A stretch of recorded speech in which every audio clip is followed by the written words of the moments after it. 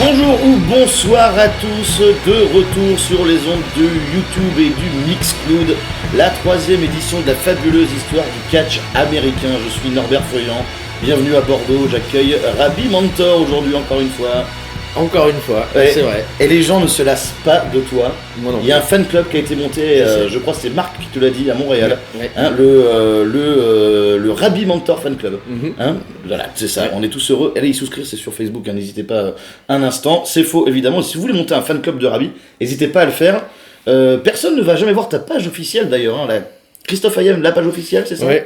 Christophe Ayem, et tu l'as laissé tomber et ça c'était super. Ouais. Tu nous avais beaucoup fait rigoler avec ton actu musicale. Comme toujours. Ouais. Et voilà, comme toujours, très divertissant, c'est ce qu'on essaye de faire pour vous. En tout cas, merci d'avoir été nombreux encore une fois à écouter notre deuxième émission sur CM Punk. Aujourd'hui, nous allons parler principalement des... On a appelé ça les ratés de la WWE. Ce sera... Le titre est peut-être un peu mal choisi. Oui, parce que il y a eu, je pense, un quiproquo parfois sur les ratés. Hein. Oui, oui, les c'est gens, parfois, n'ont pas saisi ce qu'on voulait dire. On Parce parlait- que c'est mal exprimé. Oui, notre faute. c'était notre faute. On parlera plutôt d'opportunités manquées ou de gâchis. Hein, Le gâchis. Le gâchis, Oui. c'est très très bien. Les visuels sont déjà faits. Merci à Sturi d'ailleurs. Écoutez son Merci. émission. C'est ça le catch FM sur Banquise FM ou sur Mixcloud et YouTube également. Et c'est le hashtag 3CFM. Notre hashtag c'est hashtag FHCA. Vous êtes beaucoup plus nombreux à nous écrire sur Facebook, sur la page officielle. Ça marche aussi, la fabuleuse histoire du catch américain. Merci encore à vous tous. On vous donne la parole parce que Marc Blondin va venir nous lire quelques mails dans quelques instants. Est-ce qu'il est prêt ou non, Marc? Est-ce qu'il va lire les mails tout de suite ou on va peut-être passer directement demande-lui. Est-ce qu'il est là, Marc? Oui. Ah, il est là, Marc Oui, Blondin. oui, Marc Blondin. oui. Salut Marc, comment ça va depuis la semaine dernière? Bonjour. 15 jours, pardon. Bonjour, mesdames. Bonjour, messieurs. Bonjour, Marc. Bonjour, Borbert. Border. Oui, Borbert, bonjour, Borbert. Bonjour, Bristoff. C'est dur à dire, hein, Bristoff. Hein. Dis donc. Salut à tous, ça va? Mais ça va super, écoute. Ouais, Ça se passe bien là-bas, comment va Michel? tranquille. Oula, le pauvre. Qu'est-ce qu'il Si tu savais. Qu'est-ce qui lui Alors, est arrivé? il est mort. Hein. Il est mort, c'est? Non. Non? Mais à peu près. À peu près? À peu près mort. Il lui arrivait quelque chose d'incroyable. Il mangeait du fromage râpé, figure-toi. Ouais. Il le mettait sur sa poutine. Tu connais toujours pas la poutine? Napotine, je suis Non, toujours pas allé voir ce que c'était. Eh ben tu regarderas, je Ah te ouais. dis toujours pas, hein. Il mangeait une poutine ça lui restait en travers de la gorge avec son fromage râpé. Et il est devenu en fait un blob de fromage râpé. Est-ce que tu allé derrière lui pour essayer de lui enlever? Tu sais, par l'arrière, là, comme si tu allais mettre une German suplex et tu. Non, j'ai ri. Non, t'as rigolé? On Tu a l'as laissé crever, quoi. on a ri. Moi j'adore rigoler, tu sais. C'est devenu un blob de fromage. On salue Michel Le Tourneur qui a dû avoir hachement mal, comme tu le disais. Ça, c'est pour les fans de longue date de la lutte. WCW Nitro. Voilà, messieurs. Et alors, est-ce qu'on va commencer par Twitter peut-être? On va encore. Ah ben oui, alors le jingle Twitter, on en a un ou pas? Non, on n'en a pas. Tu peux en inventer un par contre. Tweet. Ok. Alors, on va parler des opportunités ratées. On va commencer par les mails des gens. Après, nous, on viendra débattre un petit peu de tout ça. On t'écoute, Bark. Ouais, complètement. Alors, les réactions de la dernière émission. Ah oui, aussi, oui. Voilà, bien sûr, pour nous dire qu'on est formidable. Hashtag PPVAB1, hashtag laidback qui nous dit @Norbert Feuillant. What? Marc Blondin? Le vrai? Ou c'est une private joke? Eh oh, tu m'insultes ou quoi? Il y avait déjà eu des problèmes avec ça à l'époque du Ciel Pod. Il y a des gens Attention, qui t'avaient ouais. accusé d'être le faux Marc Blondin. Moi le faux. Ça s'était mal passé. Moi le faux. Ah non, mesdames, messieurs, calmos. Hein. Donc oui, c'est moi le vrai. Hein. Hein, tu peux me retrouver sur Facebook. Oui. Je parle beaucoup de mes amis et tout ça. Hein. Marc Blondin. Marc Blondin, top of the world. Hein. Top of the world. Ouais. On essaye d'atteindre les sommets. Il fait froid un petit peu avec l'hiver qui approche. Ah ben il fait toujours froid hein, chez nous. Toujours l'hiver chez nous. Alors il nous dit aussi très cool ce hashtag FHCA spécial CM Punk. Et le gimmick de Marc Blondin est magique avec des smileys qui pleurent de rire. Mais Alors, tu fais pleurer de rire les gens. Le hein. gimmick, pardon. c'est Quel pas gimmick Non, c'est moi. Gimmick veut peut-être dire que t'es récurrent. Hein, Ouais. Peut-être que c'est ça. Oui, je suis Hein. récurrent. Parce que c'est un mot qui te définit bien. Comment tu es ça récurrent. C'est-à-dire que je récure Tu récures. On salue Je- tous les je gens récure. récurrents qui nous écoutent en tout cas. Oui, ben, je comprends bien, oui. Très bien. Alors, on a aussi salut les récures. Salut. TGF Hype qui nous fait hashtag Papirabi doit être là pour le prochain épisode. Il aura tellement de choses à dire sur l'invasion. Hashtag FHCA, Norbert Feuillant. Et il est là, Papy Rabbi, il va arriver tout à l'heure. En tout cas, il aura des choses à nous dire. Oui, il y a Max qui nous dit hashtag FHCA, merci pour cette superbe émission cette semaine encore, dans 15 jours, merci à toi. Alpha qui nous dit merci Norbert Feuillant pour ces superbes émissions, je vous aime. Et je t'aime aussi, Alpha. Et vive le catch, et j'ai même envie de dire vive le Québec libre. Vive le Québec libre et vive le sport sur Antenne 2. Nelson Pereira qui nous dit Marc Blondin, je t'aime.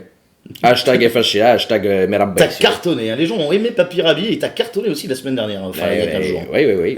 C'est normal, hein, quand Ouais. on est brillant. Ah oui, absolument. Comme moi, hein, forcément, on a du talent quand on a du talent comme toi aussi. Quand on est brillant, on habite à Saint-Germain, hein, notamment aussi, cette petite joke oui, voilà. FM, voilà. Oui. Ad Norbert Feuillant aussi nous dit donc toujours Nelson. Ad Norbert Feuillant, j'avoue, j'ai gueulé. C'est un agriculteur, oui, je sais. Il connaissait la blague apparemment. Quelle blague. La blague que tu fais, que tu nous dis qu'Hollywood Hogan est un agriculteur. Hein non. Bon, c'est pas grave, on oublie. Je dis jamais ça. Ah d'ailleurs, est-ce que tu es au courant que Hulk Hogan, Hollywood Hogan, j'ai appris ça récemment, hein, Ah oui. la semaine dernière, est-ce que tu es au courant que Hollywood Hogan est un agriculteur? Eh bien non, pourquoi donc? Parce que tous les films qu'il fait sont des navets. Absolument, merci Marc. Voilà. S'il Hein. te plaît. Alors, Clémence Mathieu qui nous dit: je viens d'écouter l'épisode 2 de FHCA sur CM Punk. Encore une fois, tout a été dit. 2 points, fermez la parenthèse. C'est toi qui as rajouté le pfff. Oui. Oui, absolument, d'accord. Oui, ok. oui, Tu mais dramatises les mecs. c'est qu'en fait, c'est tellement, tu vois, waouh, waouh. Ouais. C'est waouh. Ok, Tu bah, comprends? écoute, merci Marc, c'est gentil. Voilà, alors c'est les réactions des gens qui nous ont dit, voilà, c'était génial. Hein. Et on a un mec d'Olivier de Nantes d'ailleurs, tu nous as Eh. dit ça, tu m'as dit on a un mec Tu te rends d'Olivier quoi. compte? Tu te rends Eh, compte? notre Olivier, notre Est-ce que bon vieux Olivier. Salut Olivier. Hein. Ouais. Voilà, Olivier de Nantes. De Nantes, Eh. de Nantes, De Nantes. de Nantes, Nantes. Nantes, Nantes. Nantes, Nantes. de Nantes, Nantes. de Nantes, d'accord. Olivier de Nantes, qui nous dit bravo et merci les gars pour votre retour. J'étais un de vos plus fidèles auditeurs à l'époque du CL Pod et j'envoyais des mails tartines à Barque Blondin. Il t'envoie de la confiture et du beurre, donc d'après ce que je comprends. Ouais, ben j'aime beaucoup ça, j'en mets sur ma poutine. C'est un plaisir énorme de retrouver votre expertise et votre humour sur les ondes des internets. Superbe 2 premières émissions. Je vote pour Papy Rabbit. Alors Rabbit, par contre. Non, Rabbit c'est un gars de Miché, attention, Voilà, hein. c'est pas du tout. Pas du tout, hein. Rabi. Je vote pour Papy Rabbit et j'ai hâte de réentendre The Fink qui baise toute la journée. Eh oui, le film qui nous avait révélé des détails de sa vie sexuelle il y a quelques années. On en était très heureux. En tout cas, on salue Howard Finkel qui viendra sans doute, je pense, dans une émission à venir. Laissez-moi vous dire qu'on n'a pas encore décidé du thème de l'émission qui sera diffusée dans 15 jours. On vous tiendra au courant sur la page de la fabuleuse histoire du catch américain sur Facebook. N'hésitez pas à nous envoyer vos messages. Est-ce qu'on a d'autres choses encore là pour l'instant Oui. Ah, on t'écoute Marc. Mais sur quoi? Sur les mails, les réactions des gens. Oui. le Twitter. Oui. Oui. Alors, on a Clémence Mathieu qui nous donne des nouvelles de Sébastien. Ah, Sébastien, Tu sais, oui, Sébastien, AER. Oui. C'était son ami, il était AER. AER libre. Oui, d'accord. Et oui, j'ai vu ça, oui, sur mon Twitter, malheureusement. Alors, ben, on va en donner aussi aux gens qui se demandent peut-être aussi. Que devient Sébastien? Que devient Sébastien? Alors, concernant Sébastien, je n'ai malheureusement plus de nouvelles. Il a coupé les ponts avec beaucoup de personnes. 2 points.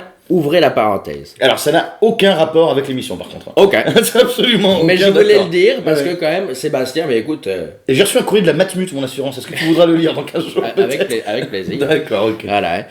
Il nous dit aussi, petite idée, les pires et les meilleurs thèmes musicaux des catcheurs. Quels sont vos favoris et ceux que vous détestez?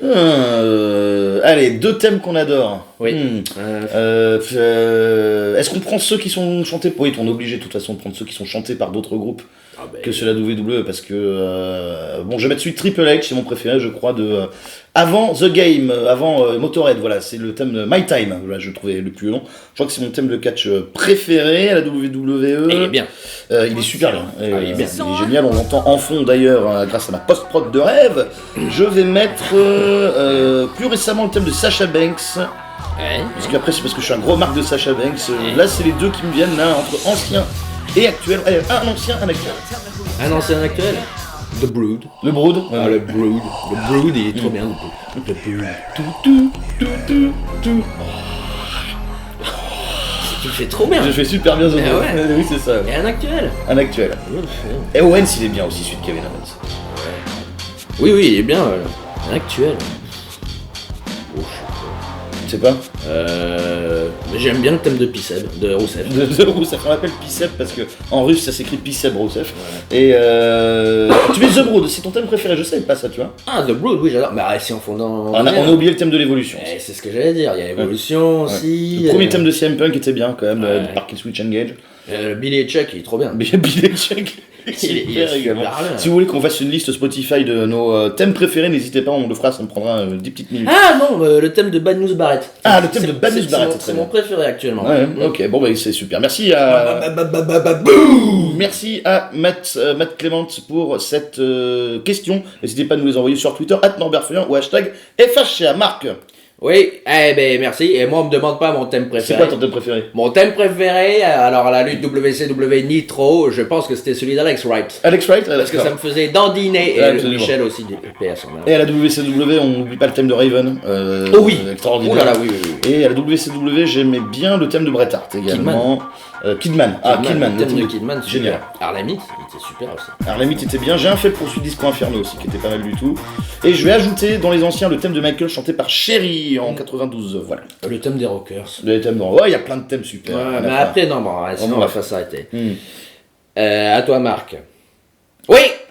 Allô, vous me recevez? Ali, Oui, allô? on t'entend Ali, bien. Ali, allô? Allô Babo, oui. Oui, alors il y a le Jobber qui nous a dit quelque chose aussi. Il nous a dit petit jeu. Ah, Qui a plus pourri que John Nerd à la WCW en 98? Je comprends pas. John Nord à la Qui WWF. a plus pourri? Plus pourri, c'est-à-dire. Mais je qui a comprends plus pas, pourri? Je vais vérifier une info parce que je crois bien que John Nord, j'ai mon petit ordinateur à côté. Ça, Oui. c'est pas. Oh, il y a Jackie Michel qui sort quand je tape J dans Google. Hein. Salope. Alors. Oui, qu'est-ce que tu vas chercher? Je vais chercher un truc, je crois bien que c'était le Berserker, ouais, c'est ça. Oui. Donc il y a pire que John Nord à la WCW, il y a John Nord à la WWE. Voilà. Oui, mais qui a plus pourri? Qui a plus pourri que John Nord? C'est-à-dire quoi? Qui Et a? est-ce qu'il y a des catcheurs pires que lui? Je sais pas, il y a qui a? Alors on n'a pas compris ta question, Jobber. Bah, Si tu moi pouvais- je comprends pas. Si tu pouvais la reformuler. Alors, qui est plus pourri que John Nord à la alors, à la WCW? Non, que En John Nord à la 98. WCW? En 98. Et à la Le glacier, hein. WCW, le glacier, ouais, quand même, c'est pas terrible, hein, le glacier. Ah non, c'est 98, non. c'est Ah, il pas- était là, si, Ouais. Jackie. Bah, de toute façon, il y a la World War 3, donc il Ouais. a dû passer. Oui. Il a dû Le passer glacier. le glacier. Le glacier, c'était pourri. C'était vraiment dégueulasse, le glacier. C'était Ouais. pourri. Ouais. Après, alors, d'autres mails aussi sur Twitter, enfin, d'autres tweets. Oui, absolument. Mais là, c'est pour l'émission d'aujourd'hui. C'est l'émission d'aujourd'hui. Voilà. Et on n'a rien d'autre, en tout cas, de générique. Si, on a Non, sur oui, Facebook, bah, on avait. sur Facebook, il y a 2-3 trucs. Il y en a qui nous disent, Ludovic, qui nous dit qu'une de ses meilleures barres de rire, c'est la WCW, Sting enfermé dans une cage libérée par Robocop du grand C'est vrai que n'importe ça, quoi. c'est chaud quand même. Oui, c'était bien. C'était- Moi, j'ai bien aimé, moi, tu sais, la lutte WCW Nitro, à part le glacier. À part le glacier, Moi, j'ai d'accord. tout aimé. Hein. Olivier Pinson qui nous dit qu'il nous aime. Je vous aime, les mecs. J'adore ce podcast et je me demande vraiment quelle sera les ratés selon vous. Pour Barrett, votre réaction m'a surpris. Merci à lui et merci à ceux qui partagent également nos émissions. Olivier le fait souvent.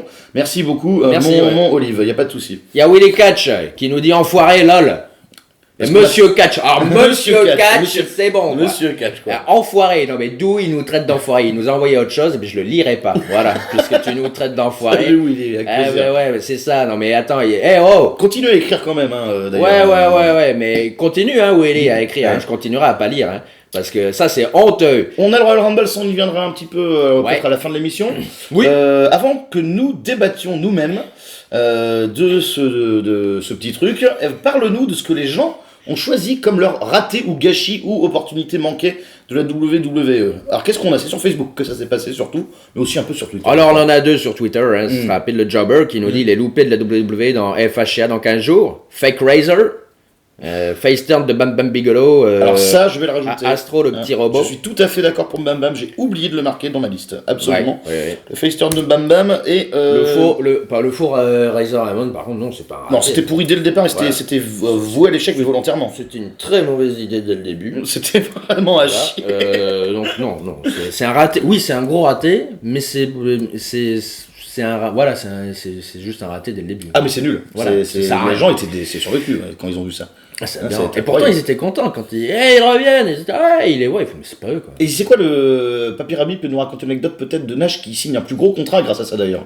Il y a pas une histoire comme ça où quand ils ont annoncé que Nash et Scott Hall seraient à Raw, enfin que Diesel et Razor Ramon seraient à Raw, Nash en a profité pour renégocier un contrat derrière. Ça se peut. Parce que les gens ne savaient pas si c'était... Je sais pas.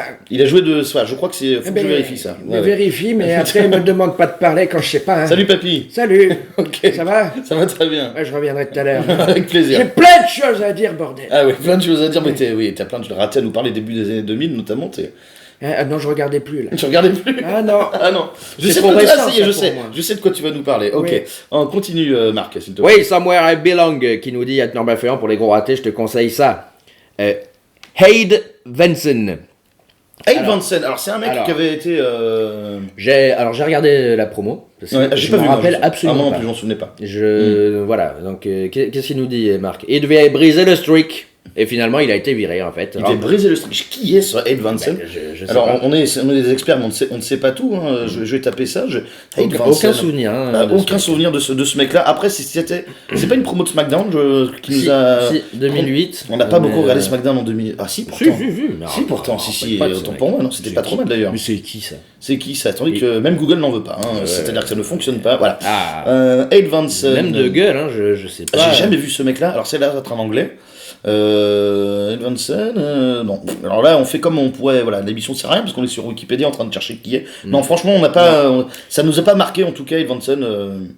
Bon, bref, il a été remplacé à l'arrache par Shawn Michaels à WrestleMania 25 avec un bon succès au final sur la qualité du match accent circonflexe. Ça veut dire quoi ça? Ça veut dire, c'est les petits les petits signes pour les asiatiques qui rigolent hein, dans les mangas. Ah. Ça fait les yeux d'asiates. Hein, C'est raciste. c'est raciste, exactement. Très bien. C'est un smiley raciste. Alors après sur Facebook, il y a Grindcore Malade qui nous dit salut Kenzo, ça va? Ça va, Tranquille, bien. Kenzo il est cool, hein, Eh ça oui. fait plaisir Bien. d'avoir des messages de Kenzo. Bien, tranquille, bien. De notre pote. Il nous dit l'invasion. Il y avait tellement à faire avec cet angle, sérieusement, des matchs à se taper le cul par terre, si vous pouvez en causer un brin. Ah bah ça c'est prévu de toute façon depuis le début qu'on a prévu ce thème-là. On a hésité, on a débattu. On n'a pas hésité une seule Voilà. putain de seconde. Il y a Sylvain Lespe qui nous dit oula, il y en a un paquet que vous allez devoir bien choisir. Hein. Pour les catcheurs, je dirais Cesaro et Barrett qui sont pas du tout exploités comme ils devraient l'être. Mais ça, tout le monde le dit, donc je pense pas apporter grand chose. Le prestige de l'US Title aussi dernièrement avec Cena, ça l'avait un peu amélioré, mais avant et après Cena, on dirait qu'être champion US, ça change rien du tout. Ça a pas le même prestige que le championnat intercontinental. L'opportunité, oui, non, dégueulasse. L'opportunité de faire un match Sting Undertaker, on sait jamais ce qui peut leur arriver. Donc, c'est ce pas match mal. pourrait ne jamais arriver, alors que tout le monde attend ça. Il en manque plein, mais c'est les premières qui me sont venues. Sting Taker, très bonne suggestion. Hein, en tout cas, c'est vrai que c'est un peu dommage. Moi je m'en fous, hein, je suis ni à marque ni pour l'un ni pour l'autre, mais moi, il y avait du pognon à se faire. Ah, je suis un gros marque des deux et c'est complètement con. Il y avait du pognon à se faire et tout le monde veut ce truc, quoi. Tout le monde le veut. Et non. Mais non. Bah non, voilà, bon. Ils ont été cons de pas le faire l'année dernière, quoi. Ah Parce oui. que là, maintenant, je crois que c'est fini. Hein. c'est Mais, ça. bref. Hey, je peux? Bien sûr, Marc, vas-y. Merci. Kevin Barr qui nous dit Yokozuna et le fait que la WWF lui ait fait prendre énormément de poids. Alors, je suis Comment pas- ça? Je crois que la lui a fait prendre du poids, ça je sais pas certain. Alors justement, alors c'est en 95 justement, 94 pardon, il s'en va aux séries là, dans le match avec Undertaker. Il revient en WrestleMania, mais c'était justement pour perdre du poids. Hein. Les séries c'est 94. ça, Oui, ça. 94. Hein. Ok. J'ai dit 95? Oui. Non. Si. Non. Et il s'en va pour perdre du poids justement parce Ouais. qu'il était trop gros. Il revient encore plus gros en fait. Donc non, WWF, je pense pas qu'ils ont fait exprès de le En faire plus, manger. Hein. Surtout pas très clean, surtout qu'il y avait des problèmes de santé avec ça, je prends. WWF essaye souvent de protéger leurs employés, puis de toute façon ils ont le couteau sous la gorge, ils sont obligés. Donc Yokozuna et le fait que de la WWF lui ait fait prendre énormément de poids pour au final ne plus vouloir de lui car il était trop gros. Son dépush après sa perte du TWF, dommage c'était un big man que j'aimais beaucoup. Autre big man, Bam Bam, avec qui ouais, selon eh ouais, moi, eh ouais. la WWE aurait pu faire mieux. Ils ont littéralement raté quelque chose. Ils auraient pu faire au moins un champion intercontinental crédible. La Nexus bien entendu, qui participe bien pour finir comme amuse-bouche de John Cena.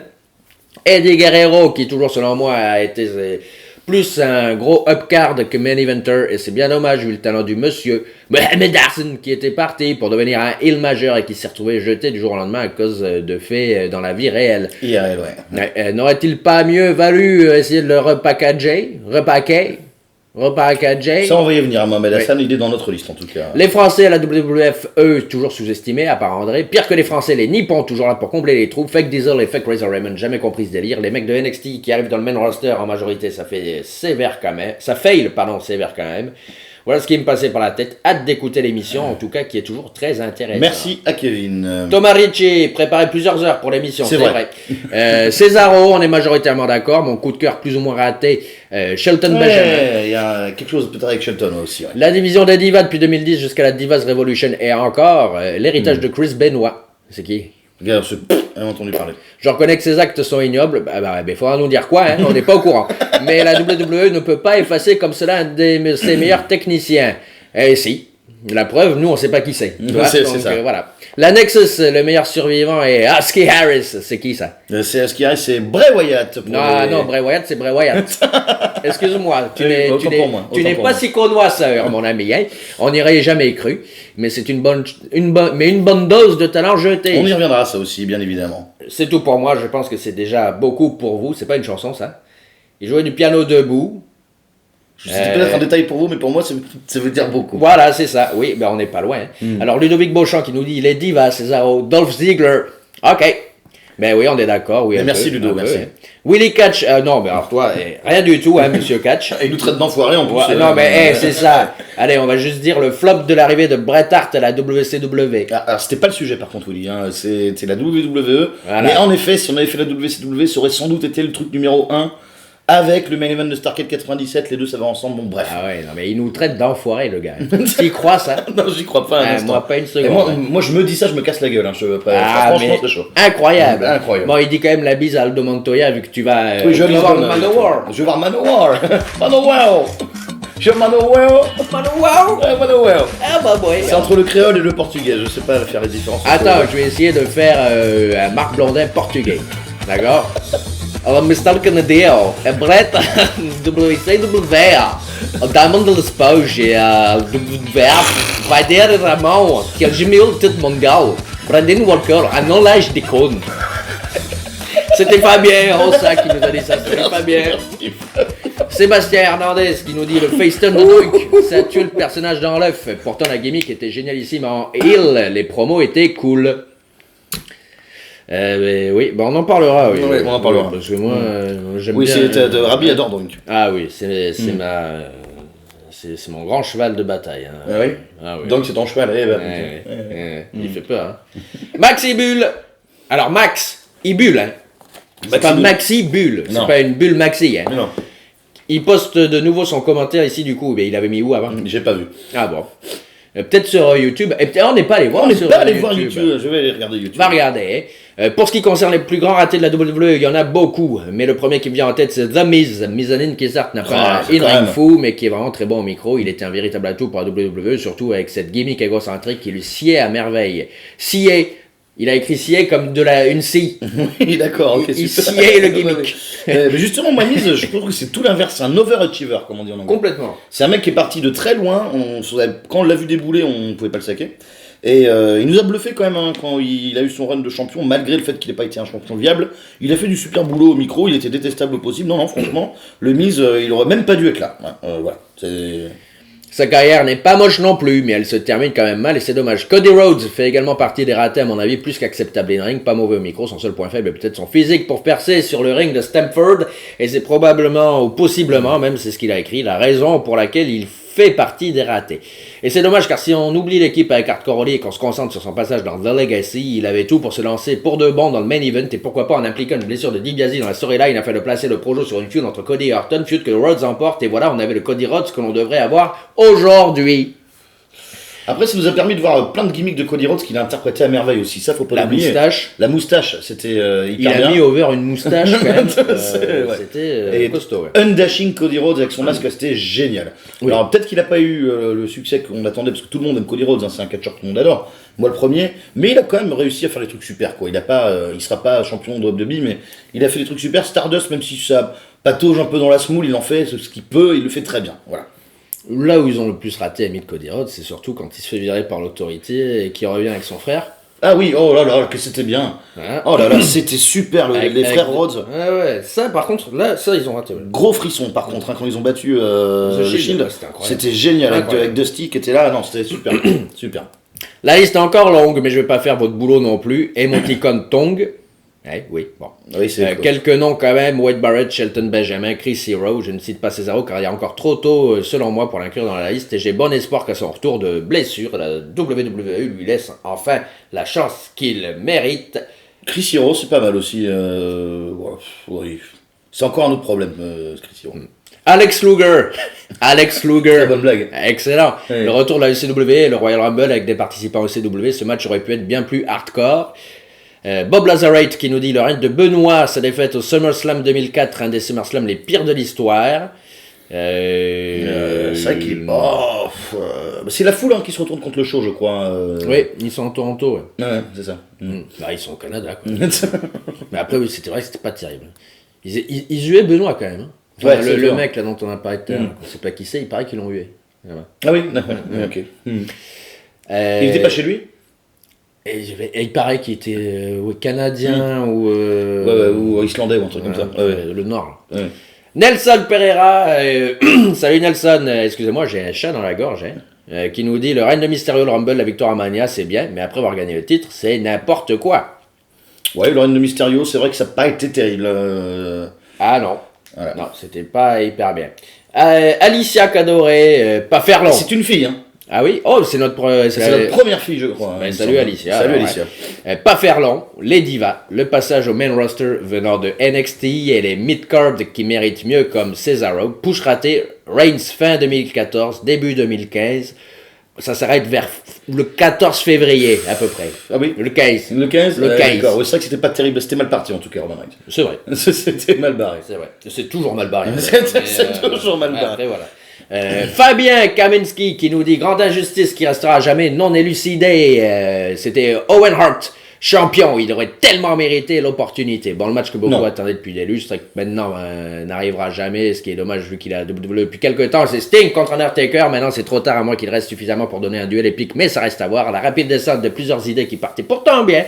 Du style Nexus, l'invasion WCW, ECW plombée par l'absence des majors qui sont arrivés l'année d'après, ou encore genre 2003 pour Steiner, Goldberg, comme la NWO originale. Ça aussi un flop Steiner, rapidement, vite oublié d'ailleurs. On a oublié aussi qu'il aurait pu faire une belle carrière Skip Chris Candido, qui a floppé la WWF comme la WCW à sa fin. Et enfin, le dernier message. Le Giorgio. Le Giorgio, salut, c'est le Giorgio. Pour moi, ça l'un des ratés de la WWF et la déchéance du titre hardcore. Hormis quelques noms qui ont surdoré le blason, notamment avec des catchers comme RVD, Al Snow, Mankind, Jeff Hardy, ou bien encore Rhino. I love my country. Ainsi que quelques rares matchs de grande qualité. Shane McMahon vs Blackman à SummerSlam 2000, RVD vs Jeff Hardy à SummerSlam 2001, ou encore RVD Dreamer à Raw. Et surtout, RVD Taker à Vengeance, qui est super. Super. Super match. Super. Il te fout de ma guelle, Ravi. Oui. Non, mais il est super. Non, mais oui, non, il est bien. Non, j'adore. Oui. Et c'est vrai que le petit hardcore au début avec Van Damme et Hardy, C'était pas au trop début, cool. c'était pas au début, c'était longtemps après sa création. Mais cette époque-là, super quoi. Ouais. Et après, ben non. Bah non. Super autre moment du titre hardcore, je sais pas s'il en parle.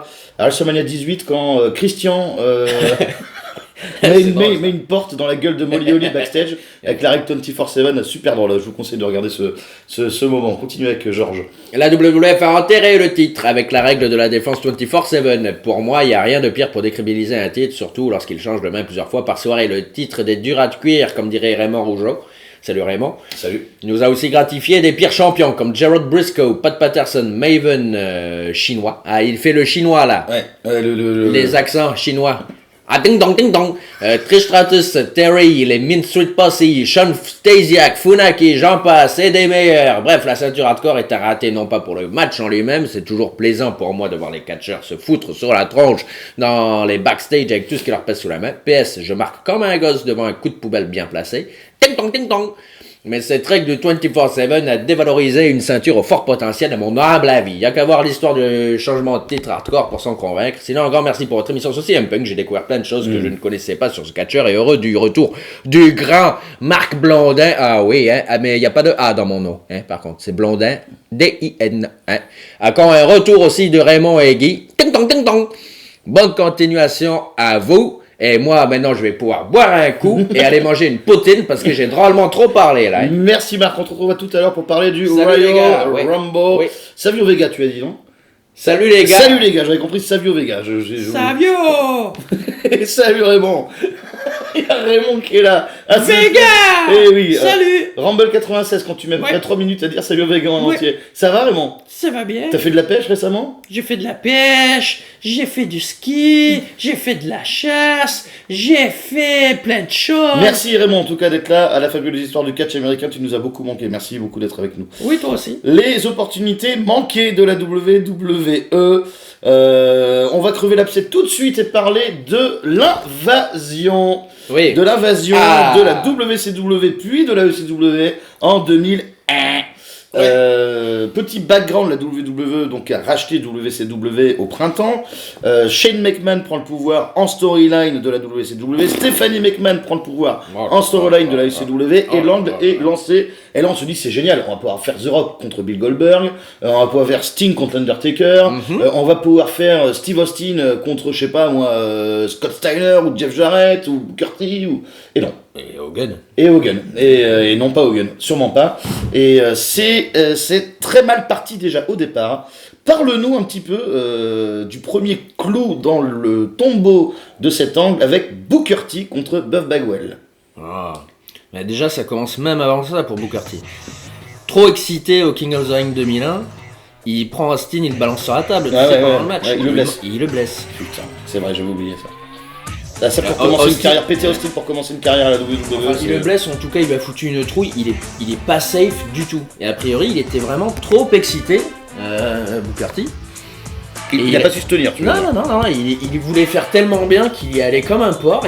Il a jeté Austin, qui a eu peur, et puis bon, tu casses pas Austin dès le premier jour, quoi. C'est sûr, c'est sûr, c'est mauvais plan. Et puis après, oui, Buff Bagwell contre Booker T, bon, écoute. Mais quelque part, c'est même pas de leur faute. Les Gonzes, c'est le premier match WCW que tu proposes, c'est Buff Bagwell contre Booker T, quoi. Non, c'est des noms quand même, ça je suis pas d'accord. Mais en plus, d'où tu les fais s'affronter? Dans quel cadre? C'est un match de championnat, hein. Oui, Ouais, il y a une invasion. Et les Gonzes, tiens, à propos, moi je vais être champion de WCW quand même. Alors je t'affronte. Tu vois, mais non, il faut qu'il... Enfin, je comprends pas. Je me rappelle plus très bien de comment c'est arrivé ce truc-là. Et puis c'est Mike Awesome, non, qu'on voit en premier aussi. Le premier qu'on voit, c'est Lance Storm hein, qui met un super kick à Paris Saturn. C'est Lance Storm, d'accord. Et après il y a Mike Awesome. Enfin, il y a tous les... Enfin... Alors à l'époque, Lance Storm, gros nom pour l'époque à la WCW. Oui, mais bon. Et par contre, c'est pas le problème que ce soit Lance Storm, c'est qu'il attaque Paris Saturn, qui servait à rien à l'époque. Ah oui. Il met un super kick à Paris Saturn et pour aucune... Enfin, il se passe rien après, quoi. Non, mais tu fais le premier truc, tu fais voilà, Booker T, Steve Austin, c'est très bien. Ouais, c'est ça. DDP, Undertaker, c'était cool hein, sur le papier. Hein. Mais après, c'est la pire feud ever, je pense. Ah, c'est une feud, c'est affreux. Le pauvre DDP. Ouais. Hein. Alors que lui, il aurait pu ramener un peu de pognon, DDP. Pauvre Ah ouais, déjà, ce gimmick de Stalker, quand tu vois cette Sarah, là, la gueule qu'elle a, elle est moche comme un cul. Et pendant ce temps-là, lui, il se tapait Kimberly. Tu crois vraiment qu'il va aller stalker la meuf de Taker, quoi? Non, attends. N'importe... Non, mais bon. Et donc, pas de Hogan, pas de Big Goldberg, Pas de Flair. pas de Steiner, rien du tout. Pas de Sting. Et les deux plus gros noms de l'invasion du côté de WCW, ce sera donc Kurt Angle et Steve Austin, finalement. Ouais. Qui donc, sont des choix de McMahon. C'est bien résumé. C'est très décevant parce qu'il n'y a eu aucun... le seul vrai dream match que je vois qui était cool, c'était Rob Van Dam, Jeff Hardy. Avec le ECW. Ouais, The Rock Booker T, The Rock Booker T, c'était sympa aussi. Ouais. Au final, ça a été ça la plus grosse affiche de crossover WCW, WF. Ouais. Pendant l'invasion, oui, c'est The Rock Booker T. Mais encore une fois, c'était pas le match je pense, qui faisait rêver le plus de gens. Et puis après, tu vois, faut voir aussi qui manquait chez WWF. Il manquait un mec comme Benoît aussi, qui était blessé. T'avais pas Triple H. Ouais, c'est vrai. T'as Ric Flair qui arrive le lendemain à la fin de l'invasion. T'as Hall, Nash et Hogan qui arrivent 2 mois après 2 mois après. 2 ou 3 mois après. À No Way Out. Non, en février 2002, ça s'arrête en novembre 2001, les cocos, quoi. Qu'est-ce qu'ils en ont fait de cette NWO d'ailleurs aussi? Ça aurait pu être dans les... ça, déjà au départ, l'idée était pas bonne. Non, mais ça, on n'en parle même pas. On n'en parle même pas. Hein. C'est pas possible. Et donc, oui, non, l'invasion, c'est le plus grand raté au niveau business. Ça, par contre, niveau business, de tous les temps. Ouais. Et par contre, niveau... box-office, ils auraient fait une thune. Malgré tout, 2001, c'est une très très bonne année. Il y a des très bons matchs hein, en 2001. Oui. Il y a d'excellents combats. C'est une des dernières super bonnes années incontestablement de WWE. Ça fait quand même 14 ans, 15 ans maintenant. Ouais. Et non, l'invasion, ça se finit sur une victoire de The Rock sur Austin, quoi. Ouais. Ça fait aucun sens. Quand tu vois l'équipe WCW au Survivor Series, c'est Austin... c'est Angle, C'est Shane McMahon. Shane McMahon, Van Damme et Booker T, je crois, si je ne me c'est trompe ça. pas. Et il y a que Van Damme de la ECW et il y a que Booker T de la... Voilà, puis ils ont fait tourner les turns importants, ça a été Test, donc d'un mec de la WWF.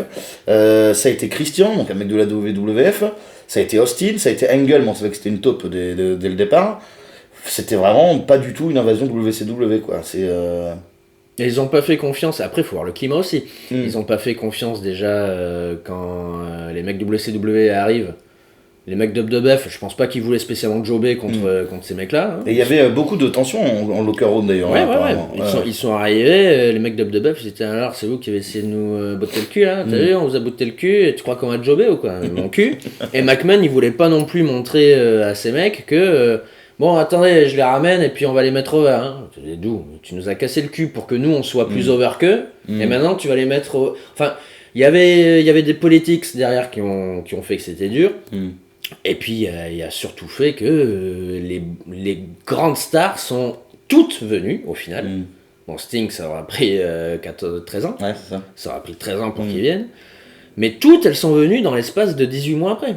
On vous conseille malgré tout l'année 2001, notamment avec, Mais le début, avec SummerSlam 2001 qui est excellent. Ouais. Le pay-per-view Invasion est très très bon également. No Way Out. Et No Way Out 2001, qui est bien sûr Rumble, WrestleMania. Tous les gros pay-per-view sont excellents. Ouais. Raconte-nous un petit peu l'anecdote de Buff Bagwell avec sa maman, son arrivée à la WWF, s'il te plaît également. Alors lui, il dit que c'est connerie d'ailleurs. Ah ouais. Ouais, que c'est Jim Ross qui a tout inventé. Hein. Ah ouais. Mais après, Buff Bagwell, il dit, il y a 3 témoins de cette histoire, de toute façon. C'est moi, Jim Ross, and God.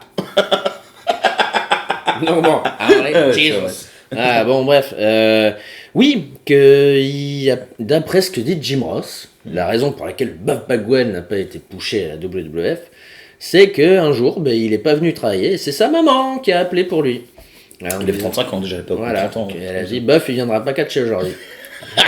Et Jim Ross, il a fait, écoutez madame, vous êtes bien aimable. Bon, mais lui, il dit que c'est des conneries. Ça c'est fait l'invasion, rien à dire, on a tout dit. Oui. On va parler aussi, on va crever le deuxième abcès, on va parler de la Nexus et de Wade Barrett. Ouais. Parce que ça nous tient à cœur, ça nous daille. Je me souviens de... alors ça nous daille, c'est une expression bordelaise, ça veut dire que ça nous fait chier. Je me souviens de tout le buzz qu'avait généré l'arrivée de la Nexus après leur saison de NXT, dans la première saison de NXT. Au départ, NXT c'était un concours de rookies. Et donc c'est tous les rookies de la première saison qui sont venus casser la gueule de Cena et Punk, notamment de John Cena surtout. Et ils ont tout pété, menés par Wade Barrett, le Ring, Jerry Lawler, Michael Cole, Justin Roberts. Ils ont tout pété et un super angle d'invasion. Incroyable.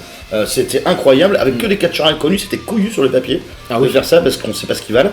Il y a Wade Barrett qui se démarque forcément, et Daniel Bryan, ça part mal déjà l'angle parce qu'il se fait virer juste après ce round. Ouais. Et oui, il a étranglé Justin Roberts avec sa cravate, et on fait pas ça, hein. On fait pas ça. Ah non, tu fais pas ça chez WWE, d'où t'étrangles quelqu'un. Et depuis Benoît, je pense que les trucs comme ça, mais enfin, c'est... Ouais, ça reste encore la bullshit politique de la WWE, quoi. Non, c'est Cena, il aurait fait ça, bon... Ils ont fait pire, hein. John Cena, c'est quoi qu'il avait fait? Il avait étranglé Umaga au Rumble 2007. Oui, avec une corde, oui. Avec la corde, il fait le STF avec la corde du ring. Voilà. Et la Bryan qui s'est fait virer, mais après il s'est fait virer pour les relations humaines, je pense, hein, ou enfin publiques, les relations publiques. Il revient 3 mois après. Hein, les 2 premiers mois de Nexus sont pas mal, malgré tout, jusqu'à SummerSlam. Ils vont même casser la gueule de Bret Hart, il me semble. Dans un Raw, Barrett se démarque, on se dit futur champion, futur main eventer, tout ça. Il y a du talent dans le Nexus, il y a Gabriel et Slater qui font une super équipe, qui sont super bien. Ryback à l'époque, Skip Sheffield était un très bon enforcer avec Tarver, et puis il y avait aussi Darren Young dans le bon bref. Et ils perdent à SummerSlam contre l'équipe de la WWF, de la WWE, pardon. Moi c'est pas ça qui me dérange le plus, je pense. Ça les tue. Et c'est Cena, donc tu m'expliquais, qui voulait absolument pas jobber au départ. Raconte-nous ce que tu m'as dit hier en privé. C'est Edge et Jericho qui l'ont raconté pendant le podcast. Vu qu'ils étaient dans le match, l'affiche d'ailleurs est incroyable à SummerSlam. Et donc Edge et Jericho, à la base, a priori, il devait rester Edge et Jericho contre le Nexus, contre certains Nexus, c'était eux qui partaient en dernier, Edge et Jericho, vu qu'il devait être... c'était le Nexus qui était mis over. Et puis Cena, il a fait...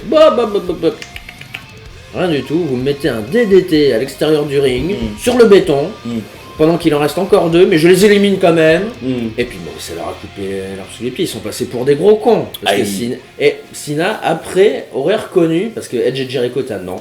Non, tu prends pas le DDT sur le béton, ça va les tuer, ça va chier le match. Et Cena aurait reconnu son erreur en disant, bon, j'aurais dû vous écouter peut-être, en effet. C'était peut-être pas très malin, mais au moins il a pas de jobé. Et puis après, il est donné en pâture, comme a été dit dans les mails, à Orton et Barrett est donné en pâture à Orton et Cena.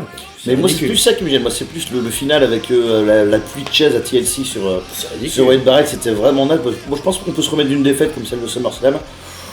Pas pour ton premier C'est match. pas grave, après tu peux rebondir. Oh, je sais pas, non. Moi, ça me. Après, le match est tellement bien en même temps. Il est vraiment super. Mais ils doivent gagner. Avec notamment la vraie arrivée de Daniel Bryan sur les écrans de la WWE. Après simplement, à part NXT, un combat contre Batista. À Raw, quelques mois avant, un super match. Wade Barrett qui s'est jamais vraiment remis en fait de ce truc-là. Il a été exploité d'une manière absolument insensée. Toute sa carrière à la WWE. Ouais. C'est un chouchou des Smart, Wade Barrett. Les marques l'aiment bien aussi. Il a tout pour lui. Il a le bon physique, la bonne gueule. Il sait parler. Alors qu'on a regardé Raw, il n'y a que ça, il n'y a que des gens qui parlent. Wade Barrett, et putain, on l'a vu prendre le micro, Barrett, là, au dernier Raw. Non. Je crois pas, hein, alors que c'est le meilleur talker Après, on a pas regardé de la WWE. Mais Wade Barrett qui a passé sa carrière à faire des trucs super pour rien. Il a fait. Récemment, il y a King of the Ring. Il a fait des trucs pourris aussi. Enfin, c'est pas sa faute. Hein. The Core. The Core, ça passe. Infernal. C'est pas infernal, ça passe. C'était nul. Ça passe. Pour moi, ça passe. C'était un sous-Nexus. Pour moi, chier. Pour moi, c'est pas pire que le nouveau Nexus de CM Punk, par exemple. Oui, non, mais il n'y a pas grand-chose qui est pire que le nouveau Nexus de CM Punk. Attention. Ça aussi, c'était nul. Hein, ça aussi, dans l'histoire du Nexus, c'est nul. De toute façon, le seul vrai bon moment de l'histoire du Nexus, c'est la victoire de Punk, finalement, à Money in the Bank. Qui était encore officiellement dans le Nexus, même si le Nexus n'a rien à voir là-dedans, finalement. Voilà. Et non, le Nexus ça a été bon 2 mois, quoi, finalement, c'est ça qui est dommage. Et Wade Barrett, donc on en revient à nos moutons, qui, malgré son overness, a jamais percé, quoi. Ils n'en ont jamais rien fait. Non. Après, il est fragile. C'est ce que j'allais dire, il est fragile et on sait que WWE, parfois, ils sont un peu hésitants à mettre des sous sur un cheval qui peut être blessé. Hein, Daniel Bryan, on l'a vu, là, ils veulent pas le... Voilà. Bon, ouais, Barrett, oui, il est souvent blessé, mais en même temps, même quand il est blessé, tu lui donnes son podium et Bad News Barrett, et il est super. Voilà, il a réussi à mettre over un truc qui était mal parti. Hein. Ouais, Bad News Barrett, c'était pas très bien parti. Parce que c'était quand même une blague à la base dans le JBL and Call Show sur YouTube. Il arrivait toujours par l'émission et il disait qu'il y avait de mauvaises nouvelles, et c'était drôle. Mais quand on a vu qu'il faisait ça à Raw, putain, non, ils vont pas lui donner ça quand même. Et il a réussi à en faire un truc génial, quoi. Ouais. Et donc, ta récompense, eh bien, c'est de ne pas être pushé. Voilà. C'est vrai que c'est un peu ça. Tu as une bonne récompense. Un très bon champion intercontinental, Wade Barrett. Ils auraient dû laisser la ceinture un peu plus longtemps, à mon avis. Bon, je sais pas. Ah si, ils sont bons. Enfin, sur la fin, oui, mais c'est pas mon champion intercontinental préféré des dernières années. Pour moi, le meilleur, c'était Cody Rhodes. Mais c'est pareil. J'aurais dit la même chose. C'est Cody Rhodes qui est un très bon champion intercontinental. Wade Barrett, ça nous fait mal parce qu'on aime tout le monde aime Wade Barrett et ça c'est du gros gâchis. Après c'est pas terminé, mais quand même, ça a l'air mal barré. Un peu de rétro. Parle-nous de Doink, toi qui tiens beaucoup à Doink. J'adore Doink. Petit background, Doink c'est un clown heel qui déboule à la WWE fin 92 et qui torture les faces et les enfants. Ça dure d'à peu près les séries 92 jusqu'aux séries 93 où il tourne face et là c'est la catastrophe. Parle-nous un petit peu de ton chouchou. C'est une catastrophe industrielle. Doink en heel, c'est génial. C'est énorme. Ça fait partie des gimmicks comme ça où sur le papier ça fait pas franchement rêver. Tiens, un clown méchant, super. Ouais. Mais Matt Borne, Paix à son âme, même si c'était lui aussi quand même une petite bitch, mais incroyable. Il a réussi à faire passer des émotions et enfin, il est inquiétant. Il est vraiment inquiétant. Doink, c'est inquiétant, quoi. Ouais. C'est quand il regarde la caméra, ça rentre dans les mecs comme Mankind et Undertaker, quoi. t'y crois, t'es dedans. Ça chute contre Crush. Ouais, super. Moi, ça m'avait dévasté. Quand il lui quand casse la nuque avec le plâtre. Bah, c'était incroyable. C'était ça. génial. Puis il fout la trouille. Il fout vraiment les jetons. Regardez il y a quelqu'un qui a fait un Talent Run de Dunk. Regardez 2-3 YouTube. images. Ouais, sur YouTube. Regardez 2-3 images, ça fout la trouille. Mm. Il a une gueule qui fout la trouille. Il affronte Savage à un moment donné à Raw. Il fout la trouille. Et il y a un plan sur Savage. Il rentre là dans le ring. Et il y a un plan sur Dunk qui regarde la caméra comme ça fixement. Avec ses yeux grands ouverts. Non mais allô quoi. Trop peur. Allô quoi, d'accord.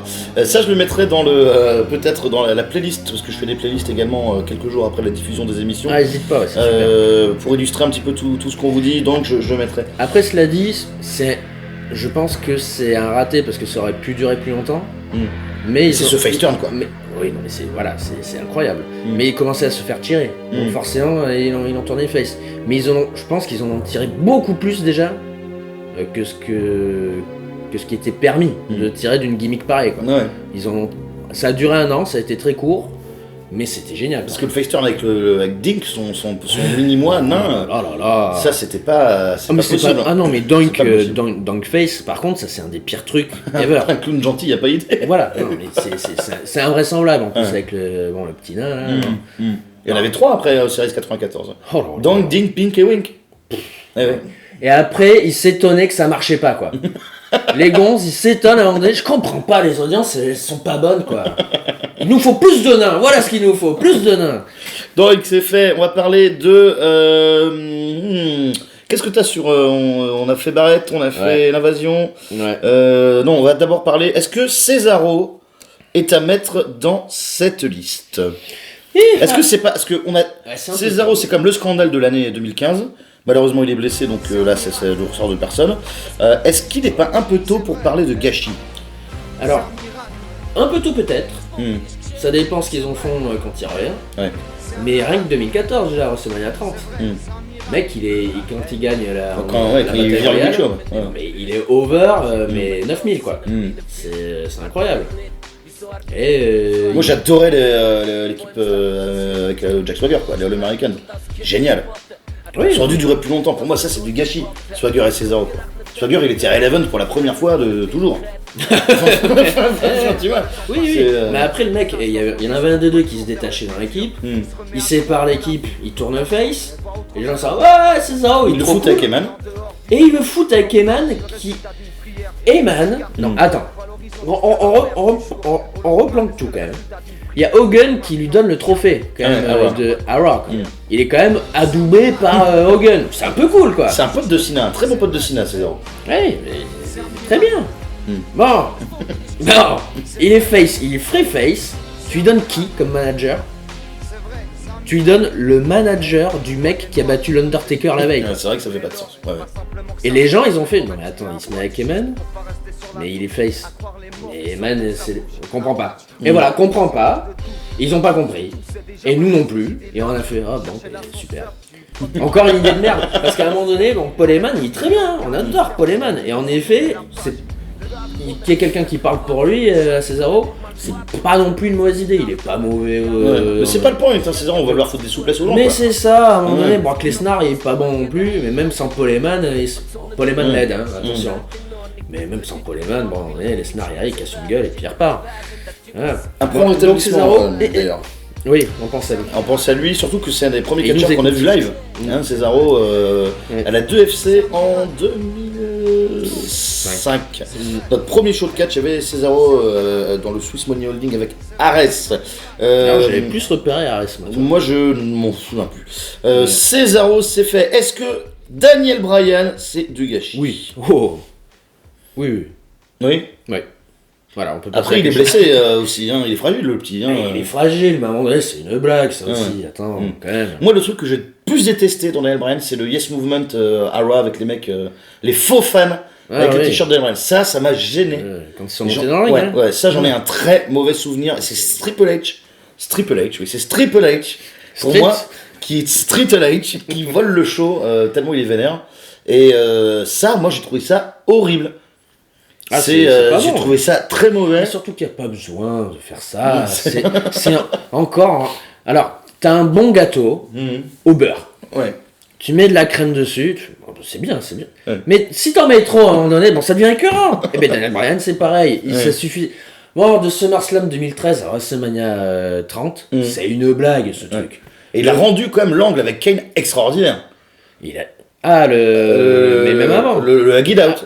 Ah oui, non, ça c'était fou. Là, ça c'était fou. Mais après, là, il était bien utilisé. Mais après, il devient super over. Il bat Cena. Bon, à la limite qu'il se fasse niquer par Orton après. Moi j'ai bien aimé, moi. Ouais, pourquoi pas. Mais c'est que juste, à un moment donné, les Gonzes, ils pensaient vraiment que non, main event, lui, bah non. Pourquoi faire? C'était quand même c'est le mec le plus over depuis Steve Austin, quoi, pratiquement, Oui, quoi. oui. Avec Punk, quoi. Lui et Punk, à l'époque, c'était intouchable, Punk et Bryan. Les deux plus gros ratés, voilà. Et Punk, on le met dans la liste, hein, mais on en a parlé déjà il y a voilà, 15 jours, c'est pour ça. dernière. Mais putain, à un moment donné, quand même, à WrestleMania, il comptait lui faire affronter Sheamus, quoi. C'est une blague. C'est une putain de blague. Il a fallu que Punk s'en aille pour qu'il fasse... Bon, ok. Et Batista, ça marche pas. Bon, ok. Non, ils allaient nous donner Batista Orton, quand même. Et le don du ciel pour la carrière de Bryan, c'est quand même de perdre contre Sheamus en 18 secondes. Oui. Ça, c'est la meilleure chose qui lui soit arrivée à Daniel Bryan, parce que les gens, ils étaient furax, quoi. Ah ben, quand il arrive déjà... Ils sont venus pour lui, les gens devant, quoi. C'est lui le plus over. Excusez-moi, c'est juste qu'il y a quelqu'un devant chez moi qui est en train de se remaquiller dans la fenêtre. C'est ça. Ouais. Parce que j'ai des rideaux en fait, on me voit pas, mais elle ne voit pas que je la vois se maquiller. Ça fait très peur en fait quand les gens regardent chez vous. Voilà, donc on a eu un petit moment d'absence, mais non, c'est ça, pardon. Rien. Ouais. Elle était pas jolie en plus. Non, sinon j'aurais ouvert la fenêtre. Oui, je comprends. Voilà. Ouais. Donc on parlait de Daniel Bryan qui perd contre Sheamus à WrestleMania. Oui, c'est très bien. Oui, mais Que les gens oui, disaient pour c'est lui, lui le plus over. Oui, quand il arrive, je pense que lui-même est surpris que tout le stade fait yes. C'est une des premières fois où tout le monde reprend le yes. Ben c'est le même d'ailleurs soir que Fandango. C'est le même soir que Fandango. Voilà, c'est ça. Et les gens, ils étaient contents ce soir-là. C'était le bon poil. Après, oui, non, Daniel Bryan, c'est aberrant qu'ils aient pas eu, ils ont eu besoin d'être convaincus et de faire bon, d'accord. À mon avis, non. Mais avec Daniel Bryan et la WWE, ils ont quand même bien craché à la tronche du public pendant 2 ans. Ils voulaient Daniel Bryan et à chaque fois, ils ont privé les fans, je vais y arriver, de Daniel Bryan. Souviens-toi le Rumble il y a 2 ans. Le Rumble il y a 2 ans, c'était incroyable ce qui s'est passé, quoi. C'était hallucinant. Ça fait aucun sens. Pauvre Mysterio. Ouais, pauvre Mysterio. Ouais, c'est vrai que c'est Mysterio qui arrive en 30, tout le monde attend Daniel Bryan et il se fait huer comme jamais, quoi. C'est un des rares mecs qui n'a jamais été hué à la WWE, quoi. Le public s'est jamais retourné contre Mysterio. Ou alors, peut-être une fois. Non, tu me dis rien en tout cas. Mais il a toujours été over. Le pauvre, quoi. La place du mort, quoi. Tiens, c'est clair. Hop là. Et non, ça c'est Perro Agoyo. Alors, Daniel Bryan, c'est fait. Est-ce que Bray Wyatt, c'est du gâchis? On vous dit ça alors qu'on vient d'apprendre qu'il affrontera sans doute Brock Lesnar à WrestleMania. D'après ce qu'ils essayent de nous faire comprendre, WWE. Ouais. Parce que moi, ce qui me gêne Il est pas assez protégé. chez Bray Wyatt, je sais pas s'il a quelles sont ses limites, ce qu'il peut faire, ce qu'il peut pas faire.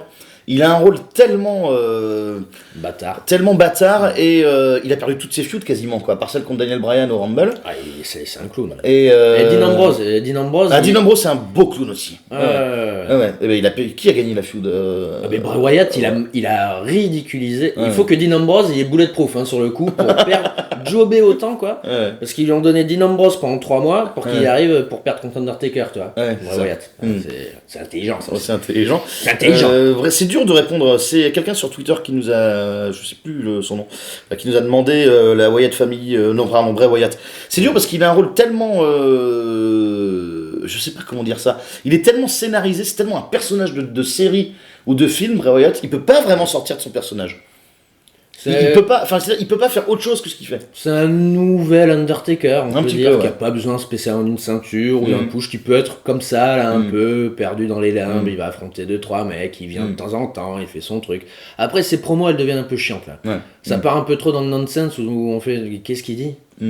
Au début, c'était bien, là, maintenant, c'est un peu bon.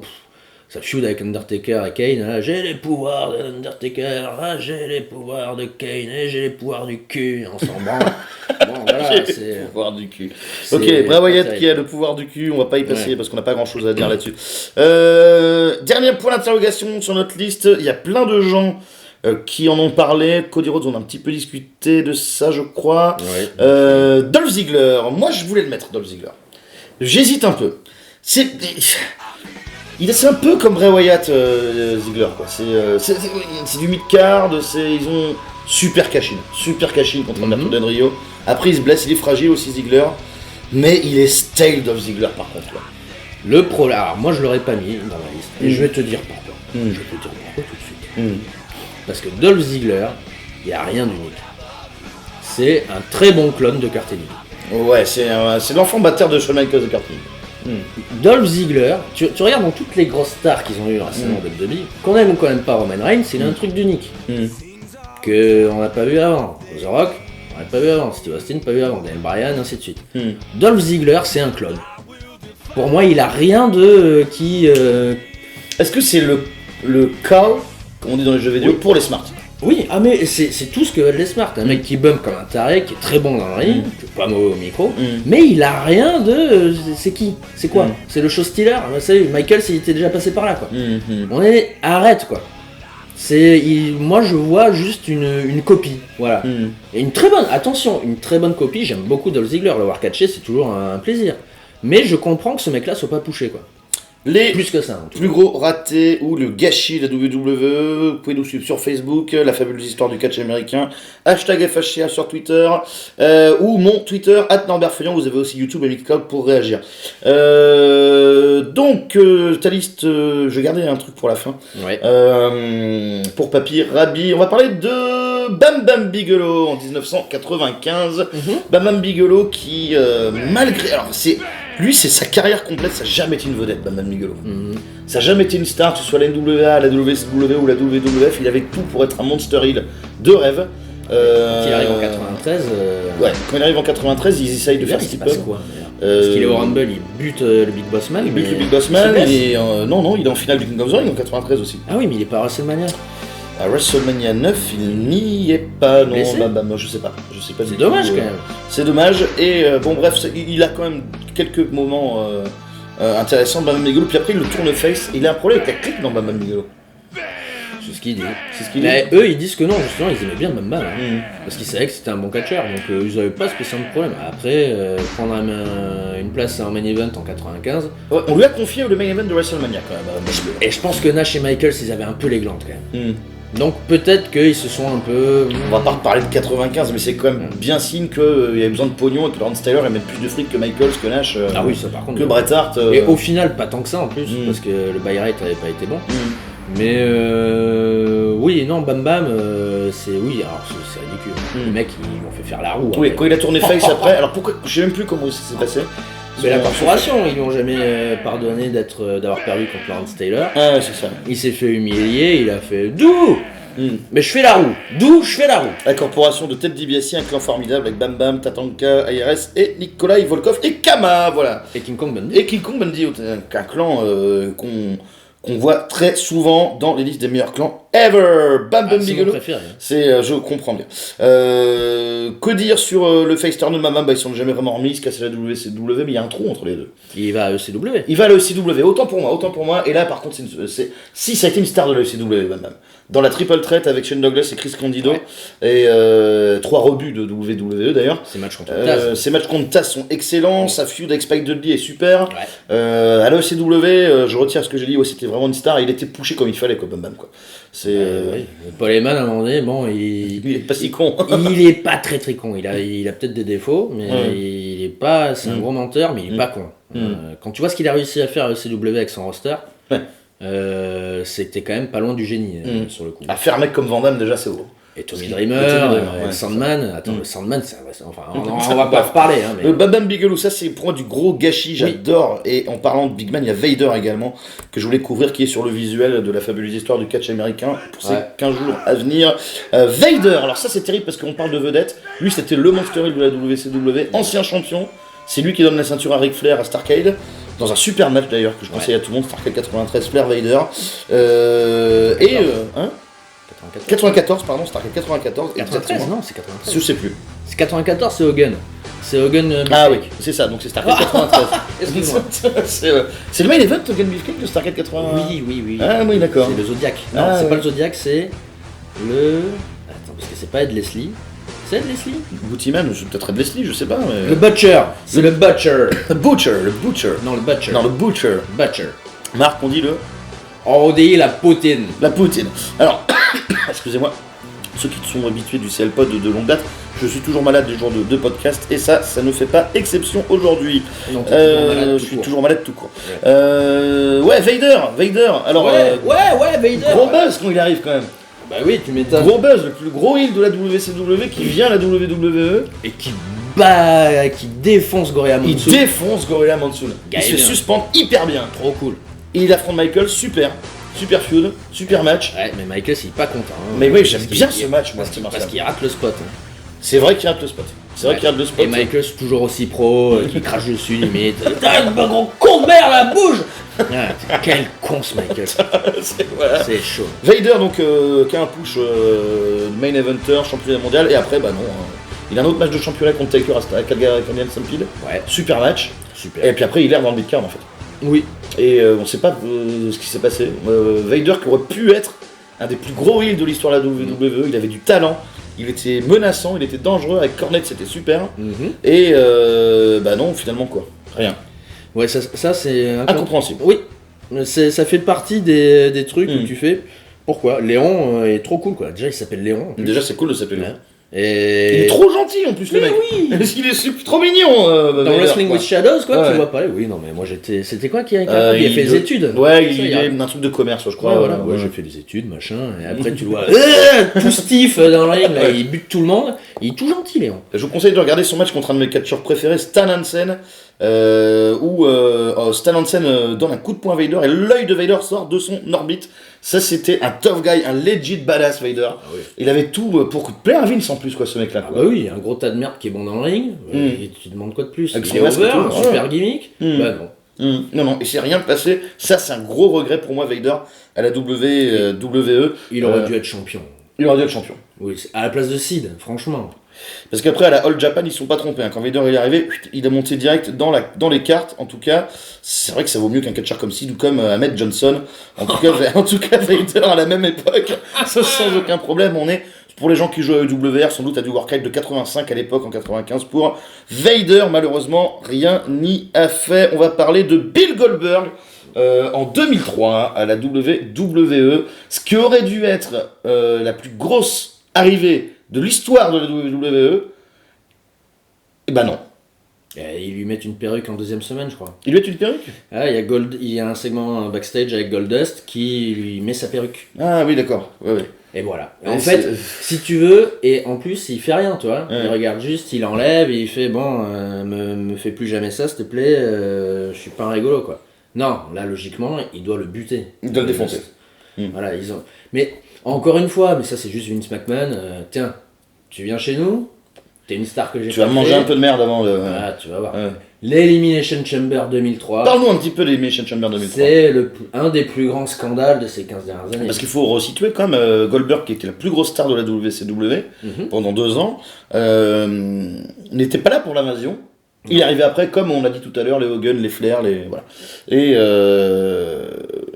Goldberg, tu peux faire un tas de dream match de ouf avec ce mec-là. Ils ont fait un dès le début avec The Rock. Ils ont fait un dès le début avec The Rock, qui est pas d'ailleurs le match. Ouais, Goldberg il est rouillé. Hein. Goldberg est. Heureusement que The Rock est incroyable dans le match, il est drôle. Super match contre Chris Jericho à Bad Blood. Ouais. Excellent. Il travaille très bon travail sur le bras, il vend très bien le bras d'ailleurs. Elimination Chamber. Ouais, alors bon, que dire. Il est invaincu encore, je crois, Goldberg à l'époque. Hunter est blessé. Ouais. Ça fait 2 ou 3 mois. Hunter défend. Plus. Il défend. Il est le dernier à rentrer dans Goldberg à la limite Michaels, Orton et peut-être Jericho. Nash se fait éliminer par Jericho. Voilà. Donc ça se termine par Hunter et Goldberg. Hunter il reste dans sa cage pendant tout, dans son pod là, pendant tout le match. Il fait rien vu qu'il est blessé, il peut rien faire. Et coup de sledgehammer, 1, 2, 3. Un gros beatdown après par contre qui est cool. Voilà, mais et là tu pardon. Ouais, pour décrédibiliser Goldberg c'est bien. Non, oui, c'est comme la force indestructible, faut le boucler. Mais à un moment donné ils disent oui non mais c'est pour mettre la hit, tu vois, on met de la hit. Hein, parce que bon c'est du bon business. vois, comme quand ils battent Bulldog en Angleterre, pour One Night Only. On a fait du bon business, t'as vu, il y avait de la hit. En Angleterre, oui, à la limite, bon, même si l'histoire derrière est dégueulasse. Goldberg, non, là, il fallait lui donner le titre. À un moment donné, il le gagne un mois après, dans un vieux match où s'il perd, il doit prendre sa retraite forever, donc déjà t'es spoilé du résultat. Ils ont quand même foiré la plus grosse star avec Sting de la WCW. Et ça t'étonne? Moi, non, mais c'est toujours un petit peu dégoûtant, quoi. Ah, mais c'est incroyable. Mais bon, Hunter, en plus, il pouvait pas l'encaisser, je pense, Goldberg. Personne pouvait l'encaisser, de toute façon, vu qu'a priori, le mec, c'était juste un businessman.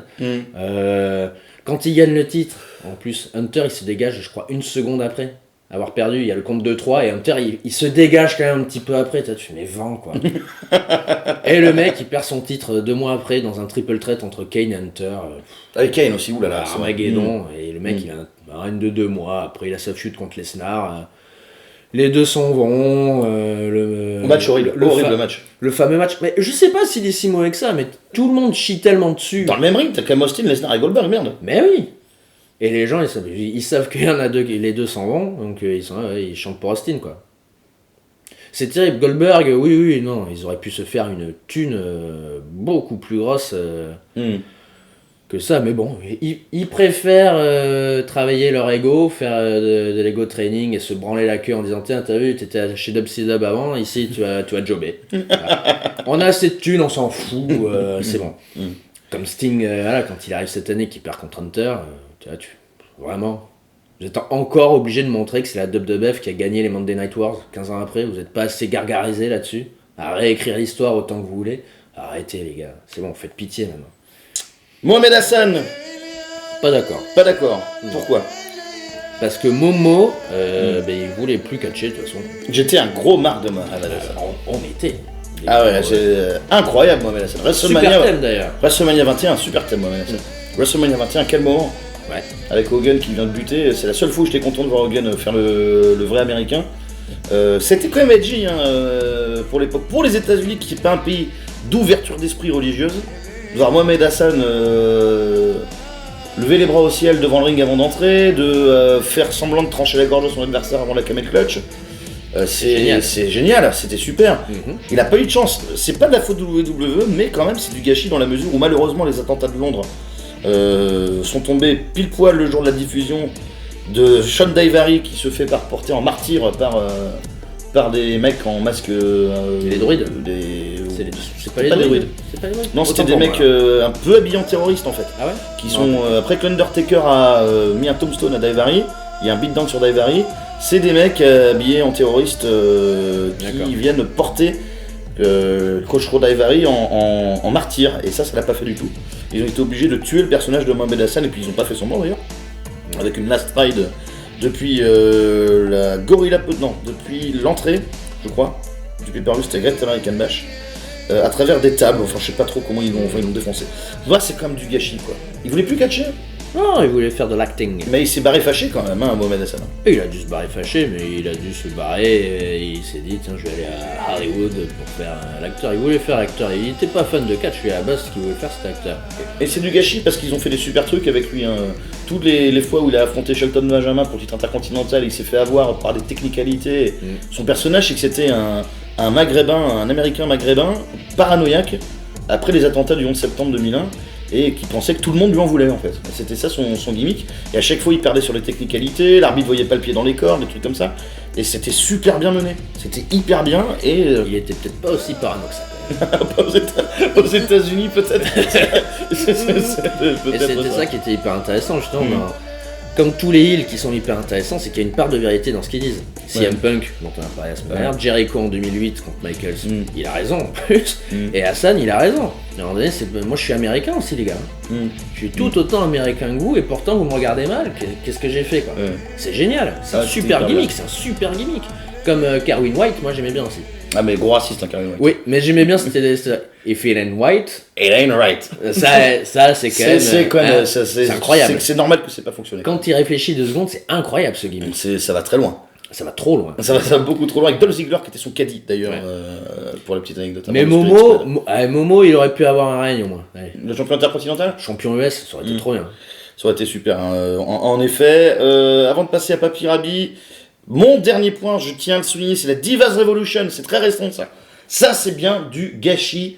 C'est bien tout pourri, alors que... C'est une olive. C'est quand tu vois ce que les meufs ont fait à NXT, elles sont dans tous les ballots pour les votes des matchs de l'année d'NXT. C'est elles qui ont gagné, d'ailleurs officiellement, avec Sasha Banks contre Bayley à Brooklyn. Quel match, d'ailleurs, c'est mon match préféré de l'année avec Lesnar Reigns, je pense, de WrestleMania. Pourquoi, par exemple, Sasha Banks, ça ne prend pas, là? Alors, mais déjà, elle est blessée, puis il la pousse pas. Il la pousse pas, et ils ont fait venir Charlotte, Becky Lynch, Paige associé au truc, Mais c'est une blague. et ils n'en ont rien, absolument rien fait. Rien n'a changé. Que dalle. Que dalle. Parce que t'as toujours des trucs, des meufs comme Tamina, t'as toujours des meufs comme Naomi qui traînent, qui sont un peu la cluster dans le ring, qui ont moins de charisme, des choses comme ça. Et à quoi on peut attribuer ça? Qu'est-ce qui se passe? Pourquoi ils en ont rien à foutre? Pourquoi NXT c'est si extraordinaire et la WWE à Raw non? Je pense que c'est une question déjà dans le ring, ce qu'elles ont le droit de faire ou pas. Je pense pas qu'il faut...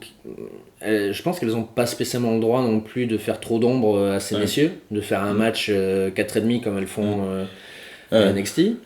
Et que c'est pas parce qu'on leur donne 15 minutes que ça veut dire qu'elles sont pushées, quoi. Je pense que c'est ce qu'ils se sont dit à Raw, ils ont fait « Ah ouais, ça marche bien à NXT, ben tiens, nous aussi on va leur donner 20 minutes. » Mais si c'est donner 20 minutes pour faire du gros caca, ce sera encore plus nul que quand on leur donnait 4 minutes pour faire du gros caca.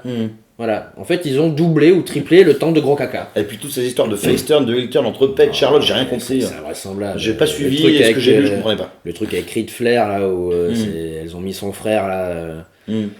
ils ont mis son frère dans la storyline. Sans demander à Ric Flair, c'est beau, ça. C'est très très beau. Ça c'est super beau. C'est encore un coup de WWE qui nous fait croire, ils essayent de nous gaver, et... tu sais, c'est un peu le lavage de cerveau, tu vois. Il y a Divas Revolution, on l'a fait, c'était Fanny McMahon toujours avec les meufs, là, c'est la plus grosse île du roster, elle vient introduire les meufs parce que c'est trop cool. Déjà, tu fais, mais la consistance dans le booking, c'est bien, mais pour que les McMahon se fassent mousser, de toute façon, tout est bon.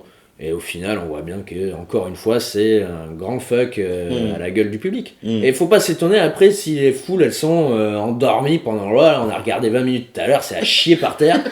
C'est nul. C'est vrai que c'est nul. insoutenable. C'est nul. Je sais pas comment, tu vois, Sturie et Ludivine, je sais pas comment ils font. Déjà qu'ils regardent beaucoup de catch, ça c'est à mettre à leur crédit, beaucoup plus que nous d'ailleurs. Et ils se tapent Raw et SmackDown toutes les semaines. C'est hallucinant, je sais pas comment on fait moi. Moi je pourrais pas. Non mais je peux plus. Et alors pourtant les gars, et je parle à vous les auditeurs, hein, sachez que ça fait en gros, en 10-15 ans, j'ai pas dû rater beaucoup de weekly. Là ça fait un mois et demi, je crois que je regarde vite fait. Quand je regarde, il y en a certains que j'ai pas regardé, je regarde même pas les résumés sur la torche. Bon après ils ont tellement de blessés aussi, que forcément ça va être moins intéressant, mais c'est pas une raison pour proposer de la merde. On va pas rentrer dans l'actu, hein. Mais c'est de la merde. En ce moment là, Jericho il fait pitié, faut qu'il arrête. C'est hyper tiède. Tourne-heel quoi. C'est clair. Le segment de fin là, putain, t'as Lesnar, t'as Heyman, t'as Jericho et t'as Reigns, ils arrivent à faire un truc chiant, c'est nul. Tout le monde s'en fout quoi. La foule, je t'ai dit, on dirait un match de CFA le dimanche après-midi où il y a 15 clampins qui sont en train de faire « Ah, c'est mon fils! Ah, c'est mon fils! Ah, c'est mon fils !» T'entends les 3 applaudissements, là, les gens, ils sont en branle, ils regardent, ils sont désolés d'être là, quoi. Ils sont désolés Ils veulent d'être pas là. qu'on les filme. Mais oui! Non, mais c'est horrible! C'est horrible! C'est de la merde! On va regarder le Rumble, parce que le Royal Rumble, c'est le Royal Rumble, mais c'est de la merde! Mais ça fait quand même 2 ans que c'est pourri le Rumble. C'est nul! Et leur Divas Revolution, c'est nul aussi! C'est dégueulasse. C'est de la merde, Raw! Voilà pour les opportunités manquées, le gâchis de WWE. Il y a Papy Rabbi qui tenait à nous parler de son choix pour les plus grands gâchis de l'histoire de la WWE. Papy Rabbi, qu'est-ce que tu nous réserves? Eh bien, mes chers enfants, je vais prendre d'abord un Verters original parce que je suis quelqu'un d'exceptionnel. Et je vais vous parler de ce qui est pour moi, non pas un des plus grands ratés, on dirait Dumbledore un petit peu. Non pas un des plus grands ratés, mais ce qui aurait pu être peut-être le plus grand WrestleMania de tous les temps. Papy Rabbi devient un petit peu un grand mage, tu sais, dans les films. Bon bref, vous me faites chier. WrestleMania 8 les enfants. Ah, WrestleMania 8, 92.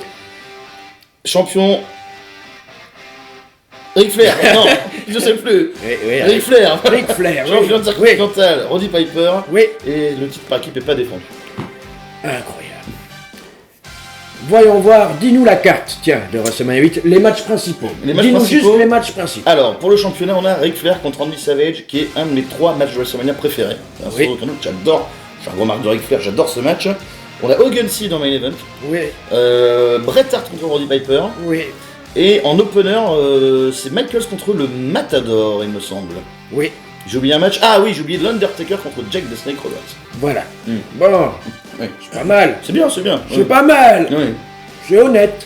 Mais qu'est-ce que ça aurait pu être Non, c'est sans... mais il est déjà très bon, Papy, ce WrestleMania.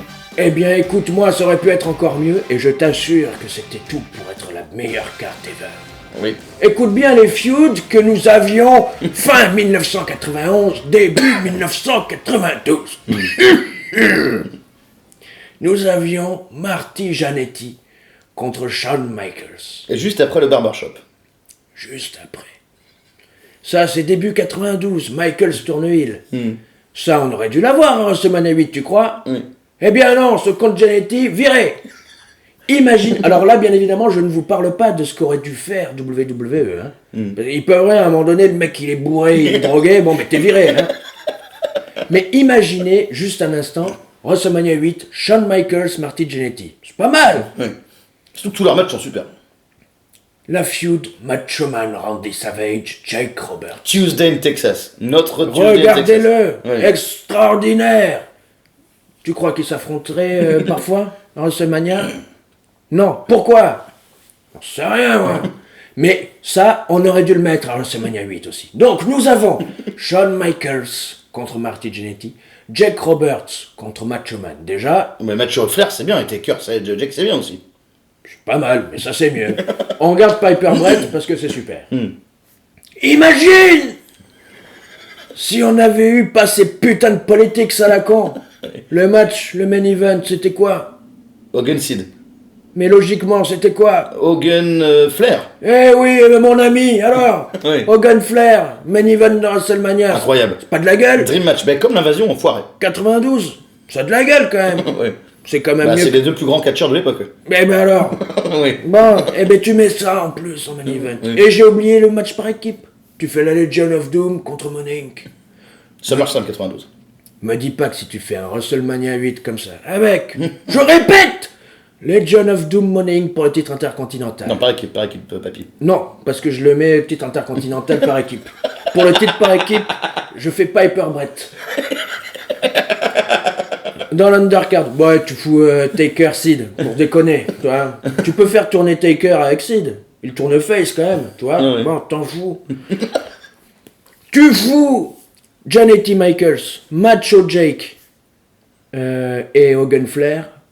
Excuse-moi. Voilà, t'as un super WrestleMania.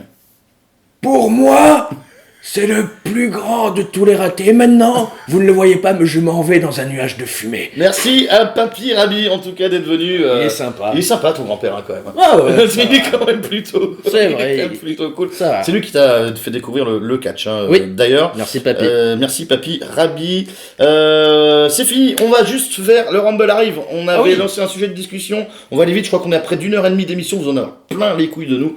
Hashtag FHA sur Twitter, @Norbert Fénon sur Twitter, la fabuleuse histoire du catch américain sur Facebook, sur YouTube et sur Mixcloud. On est à 1h18 d'émission, ça devrait passer. J'ai demandé à nos bonnes gens, nos bons auditeurs, nos chéris sur Facebook, quel était leur souvenir préféré du Rumble. Ça peut être dans le Rumble match ou pas dans le Rumble match. Et on a eu des réponses en masse, hein, vraiment. Certaines ont été surprenantes et c'est Marc qui va nous les lire. Ah, j'ai mangé ma poutine, ça va mieux. Alors, on va vite. On a Vincent Zanon qui nous dit le Rumble 2004. Des beaux spots, des surprises, un Orton magistral et Chris Benoit qui devient le deuxième catcheur à gagner avec le numéro 1. Et ce final, cette dernière élimination. Excellent Rumble 2004. Formidable. Ouais, un des meilleurs. Oui, 92-2004. 92, 2001, 2004. 92-2004. 2001 quand même. Hein. 2001. Bon, on va pour 2000. 2010. 2010. Je me rappelle pas. Edge. C'est le 40. Ah oui, non. Edge. Oula, oui. Edge à l'élimination de Michaels, incroyable, on y reviendra d'ailleurs. On continue. Alors, Grindcore Malade, le Rumble match de 92, Mais je bien l'ai sûr. vu, revu, chroniqué, je ne m'en lasse pas. La tête d'Hogan après son élimination est juste magnifique, c'est vrai. C'est vrai, hein, Il tout est- le monde est génial dans ce Rumble. Et quel vieux porc d'ailleurs ce Hogan, parce que j'ai toujours dit... Ah, dis-le à l'émission. Voilà, j'ai toujours dit qu'Hogan, même quand il est face, le plus grand face de tous les temps, de 85 à 93, Ouais. il a un moveset de heel, et c'est un gros porc, quoi. C'est le plus grand heel de tous les temps, parce que, au final, Il griffe. il griffe, il met les doigts dans les yeux, et il y a Sid qui l'élimine. Ouais. C'est le jeu, quand même. Non, faut le laisser gagner, tu sais, Hogan. Tu sais, c'est comme les enfants, tu sais. Ah, tu me laisses gagner, hein. D'accord, je veux bien que tu joues avec moi, mais je gagne, hein. Il se fait éliminer, et le bon, on dirait... Alors déjà, il y a tout le monde qui pop. Il y a tout le monde qui pop, tout le monde est content. Ouais, Hogan. Sid était over. Mais oui. C'est super over, Sid. Et Hogan, il regarde, il attend le soutien public, il fait mais d'où il m'élimine lui? C'est le but du jeu, d'éliminer les gens. Qu'est-ce que c'est ça? Bon, très bien, bah je t'élimine, alors je suis éliminé. Ouais, sans déconner quoi. Et le menace les arbitres, Hogan en plus. Non, mais attends, et c'est Sid qui tourne heel. Non, mais attends, c'est la meilleure. C'est quand même la meilleure, C'est quand même très drôle. Ah, incroyable. Bon, bref, allez, ça m'énerve. Bon, alors, et la suite, Olivier Pinson, 2006, Mysterio of course, vu et revu d'ailleurs. Eh ben non, on l'a détesté ce Rumble. Oui, En plus, tu l'as vu, t'étais spoilé. ouais. Hein et non, c'était à C'est long. chier. Et puis alors, tout le show. Nous, on déteste ce Rumble. Oh putain, C'est oh, la purge. Ah, les deux main events après le Rumble. Oh là là là là. Pas bon. Dégueulasse. Alors, Willy Catch, non, on lit toujours pas. Ouais, il dit son premier, quand même 92. Bah, bien sûr, 92, le Bon, meilleur. on est d'accord. Hein. Et après, il y a autre chose, mais non. Parce que c'est Monsieur Catch. Il y a Christophe Doubé, 94, mon premier Royal Rumble sur Canal+. Jérôme Couvlar, pour moi le Rumble 93 sera toujours à part, c'est le premier pay-per-view que j'ai vu à la télé sur Canal+. Ok, moi le Rumble 93 aussi, Il y a Brice aussi qui nous a mis un point. j'aimais bien. Oui, Brice, point. Eh ben merci Brice. Point à toi aussi. Alors Jean-Christophe Paré, qu'on salue, qui écrit toujours beaucoup de messages très intéressants. Salut JC, qui nous dit « Hey, dire que je comptais proposer comme sujet vos meilleurs et pires Rumble, quelles ont été leurs influences sur l'histoire du catch, ETC, point. Mais bon, personnellement, j'adore le Rumble 2009 qui était très cool avec la victoire d'Orton. J'aime beaucoup aussi le 2005, surtout que McMahon se pète la jambe en montant sur le Toi, ring. t'adores ce Rumble, Ravi. 2005. Oui, il est cool. Hmm. Il est très cool. Il y a deux spots là avec Mohamed Hassan, celui avec Mohamed Hassan qui est cool, et celui avec Daniel Pouder qui se fait stiffer par Hardcore Holly qui est très très cool. Et puis aussi il se casse la jambe et il vend pas. Le mec même il se pète les deux genoux et imperturbable. Ensuite 92 et 2004 pour être original, je ne sais pas pourquoi, mais j'ai un bon souvenir de 2010. On va te dire pourquoi tout à l'heure. Oui. Par contre, j'ai détesté les bookings des Rumble 2011, 44 heures, mais ça ne sert à rien. 2012, Sheamus, c'est pour moi un des vainqueurs les moins C'est vrai. mémorables de l'histoire. Il a gagné. Oui, oui. Non. Il a éliminé Jericho en finale. Oui. Mm. Invraisemblable. 2013. Non, mais mettre Jericho en finale du Rumble en 2011, quoi. En 2012. Non, Ouais, sans mais il déconner. était. Non, mais si, c'était bien. Mais il était pas parti, il était pas dans un de ses runs. Non, il venait de revenir. Justement, il affronte Punk. à WrestleMania. Ah oui, c'est vrai, autant pour moi. Il aurait dû gagner. Mm. Et... C'est vrai. Bah oui, Putain, mais oui, il aurait dû gagner. Bah oui, bien sûr qu'il aurait dû gagner. Moi, quand il perd, je me rappelle, je suis là, bon. Ça fait quand même 4 ans qu'il nous casse les couilles, hein, WWE. Hein. Bon. 2013, trop clean, calibré, prévisible, aucun suspense. C'est Sinarabec, Cena, ouais. Mm. Et 2015, parce que tout faire pour make Roman Reigns look strong, c'était nul cliché, c'était limite du foutage de gueule. Oh, limite, tu peux l'enlever. Hein. Ils amènent The Rock se fait huer quoi. Quand tu vois la gueule de The Rock, le mec il fait je suis venu pour ça, quoi, pour me faire huer moi. Attends. Le mec il me nique mon overness quoi, c'est quoi cette histoire? Alors pourquoi les derniers Rumble sont devenus c'est évident? Eh bien réponds à ta propre question. J'ai l'impression que c'est juste devenu un show de transition. On sait qu'on aura des retours des lutteurs blessés, des légendes, le spot de Kofi et la victoire finale du gars que WWE veut nous mettre de force dans la gueule, Del Rio, Cena, Batista, Reigns. Il n'y a plus de surprise et j'ai l'impression que Vince prend un malin plaisir à booker les Rumble pour frustrer les Smarts et se faire du pognon facile. Je sais que ça fait théorie du complot, mais quand on regarde les shows, pour moi ça me semble logique. Très bon message de Jean-Christophe, en tout cas, merci. Oui, puis c'est pas faux en plus. Kevin Barr qui nous dit salut Kevin, c'est lui ayant un côté spécial, c'est le 93, premier show et pay-per-view de catch Oui, que j'ai d'accord, vu. d'accord. Du moins dans mes souvenirs, donc celui qui m'a lancé dans le bain, celui que j'aime le moins c'est 99 car c'est vraiment juste McMahon, Austin, c'est tout, le Rumble match ne sert pas à grand chose, mes préférés sont 2001, 2002, 2004, avec une préférence pour le 2001 quand même et la performance énorme de Kane. 2014 et 2015 sont ceux que j'ai le moins appréciés car les vainqueurs étaient bien trop prévisibles, ce qui enlève tout le charme du match. Hors Rumble match, j'ai bien aimé, liste non faite par ordre de préférence. Le Last Man Standing entre John Cena et Umaga au Rumble 2007, 4,5. 4,5. Randy Orton contre Jeff Harvey Ah au oui, Rumble 2008. Comment il s'appelait, le McAdam Lee, le présentateur. Ouais. Oui, c'était pas mal ça. Mais ils auraient dû faire gagner Jeff Hardy quand même. Bret Hart Diesel du Rumble 95, Kurt Angle Benoit du Rumble 2003, Last Man Standing Triple H HBK Rumble 2004. Non, ça die par contre. J'adore ça, mais alors là, ça commençait déjà un peu à. Le finish est bien, mais. L'undercard, quand même, j'avais calculé à l'époque. Il y a 4 matchs de l'undercard. Les 3 premiers matchs cumulés, ça fait, je crois, 18 minutes. Et eux, ils ont 25 minutes ou un truc comme ça. Bref. Déjà, bon, bref. Et donc Lesnar Rollins au Rumble 2015. Quel match. Ah oui, excellent. David Beaucourt qui nous dit 94 et 2000. 94, il est pourrave quand même à le Rumble. Oui. Ouais. Philippe Marcignac, salut Philippe, qui nous dit 2004 contre Brock Lesnar et Hardcore Holly. Et il y a quelqu'un qui nous dit Bob Backlund. C'est Max Kills. Ah, Michael McCain qui dit Bob Backlund. Qui? Attends, on parle de moi. C'est qui ça? Eh ben Guy et Raymond sont revenus aujourd'hui. Bonjour. Bonjour Raymond. Mais Bob Backlund en fait. Qui? Les deux. Ça fait 23 ans qu'il me parle de quelqu'un là. Moi, c'est qui? C'est un clown? Et il faut regarder le Rumble 93 en français si vous pouvez le trouver. Par Rougeau et Auré. Extraordinaire performance de Guy Auré. Qui? Guy Auré. Ah oui, donc Guy Auré, c'est moi. Brown. Brown, Sol. Voilà.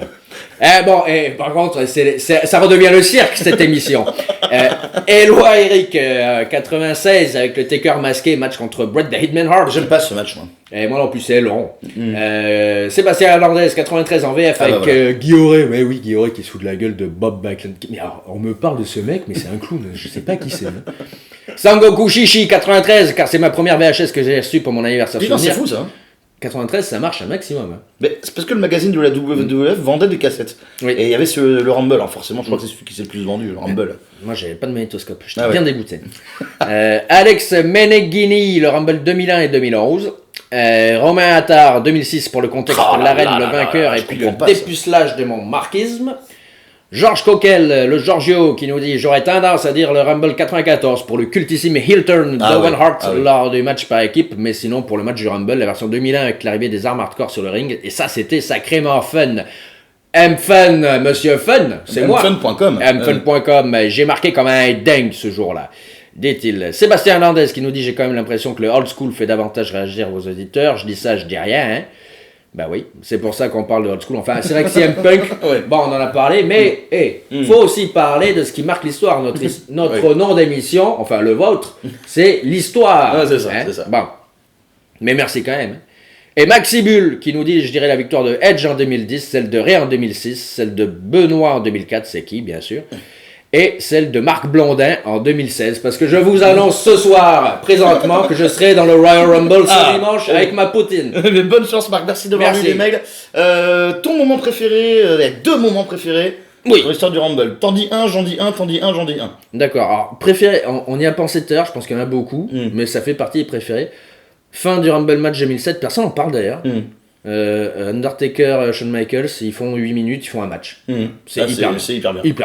Je vais dire la performance de Punk en 2010, quand il fait la promo entre chaque élimination. J'ai adoré ce moment.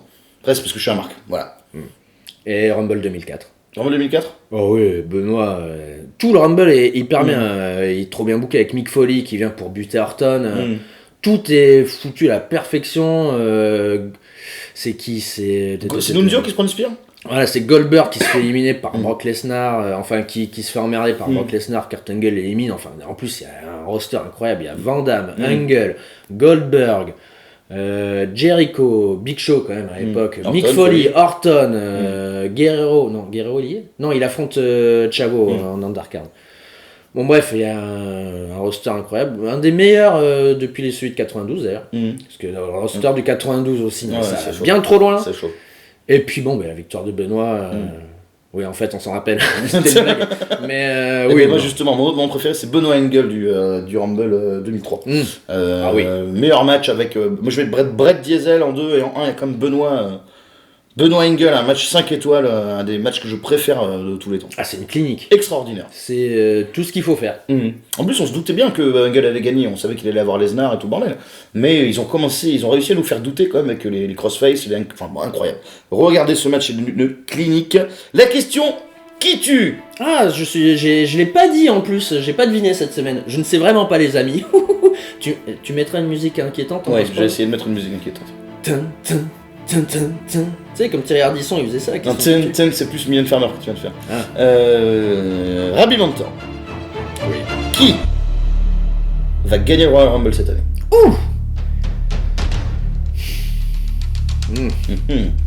C'est une bonne question. Je te remercie de l'avoir posée. Oui. Alors, je sais, honnêtement, j'en sais rien. C'est ça qui est cool un peu cette année, c'est qu'on n'a pas vraiment de... Qu'est-ce que je ferais? Alors je vais te dire ce que je ferais moi plutôt. Mais j'en sais rien, ils se sont mis dans une situation où si Reigns y gagne, c'est trop. Un petit peu, mais en même temps je les ferais pas perdre quoi. Ils se sont encore mis dans une situation dont ils ont le chic quoi, de se mettre dans un... Moi je pense que c'est Triple H qui va gagner.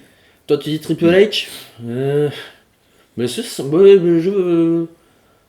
j'ai vraiment pas d'idée, je vais dire comme toi limite parce que ça me semble logique dans le booking. On l'a pas vu depuis qu'il s'est fait casser la gueule par Roman Reigns. Ça me semble logique dans le booking. Tu ferais quoi toi? Mais pourquoi pas ça à la limite. De toute façon ils ont pas de star pour WrestleMania, ils sont dans la merde. Sans Cena ça va être chaud quand même. Ah bah oui là ils sont dans le caca. Ouais ça ouais.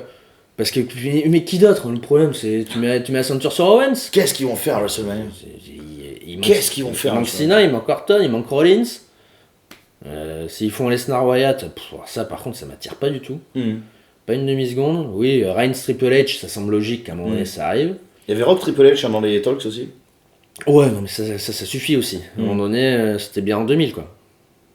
Mais Rock Triple H, bon, oui, j'aimerais bien le voir, mais on s'en branle. Ça fait vraiment le match d'exhibition. C'est trop le match d'exhibition entre voilà. Bon. Mais oui, bah, je vote allez, comme toi, c'est une bonne idée, Triple H. La fabuleuse histoire du catch américain, c'est fini pour cette fois-ci. N'oubliez pas de réagir sur Facebook, la fabuleuse histoire du catch américain, Twitter, @NorbertFeuillon, #FHCA, sur YouTube et sur Mixcloud. Je pense que je la mettrai jeudi. Rabbi, merci beaucoup pour cette émission. Merci à Bark Blondin, à Raymond Rougeau, Guillaumet et à Papy. Rabbi, merci pour ton petit rapport sur WrestleMania 8. On vous dévoilera le thème de la prochaine émission sur Facebook. Continuez à nous suivre et à vous abonner. S'il vous plaît. Je suis Norbert Feuillon et pour Rabbi Mentor, je vous souhaite de passer 15 très belles journées. Couvrez-vous un petit peu, il fait froid, n'allez pas attraper la rabouba. Des gros bisous à tous, salut Rabbi. Adios.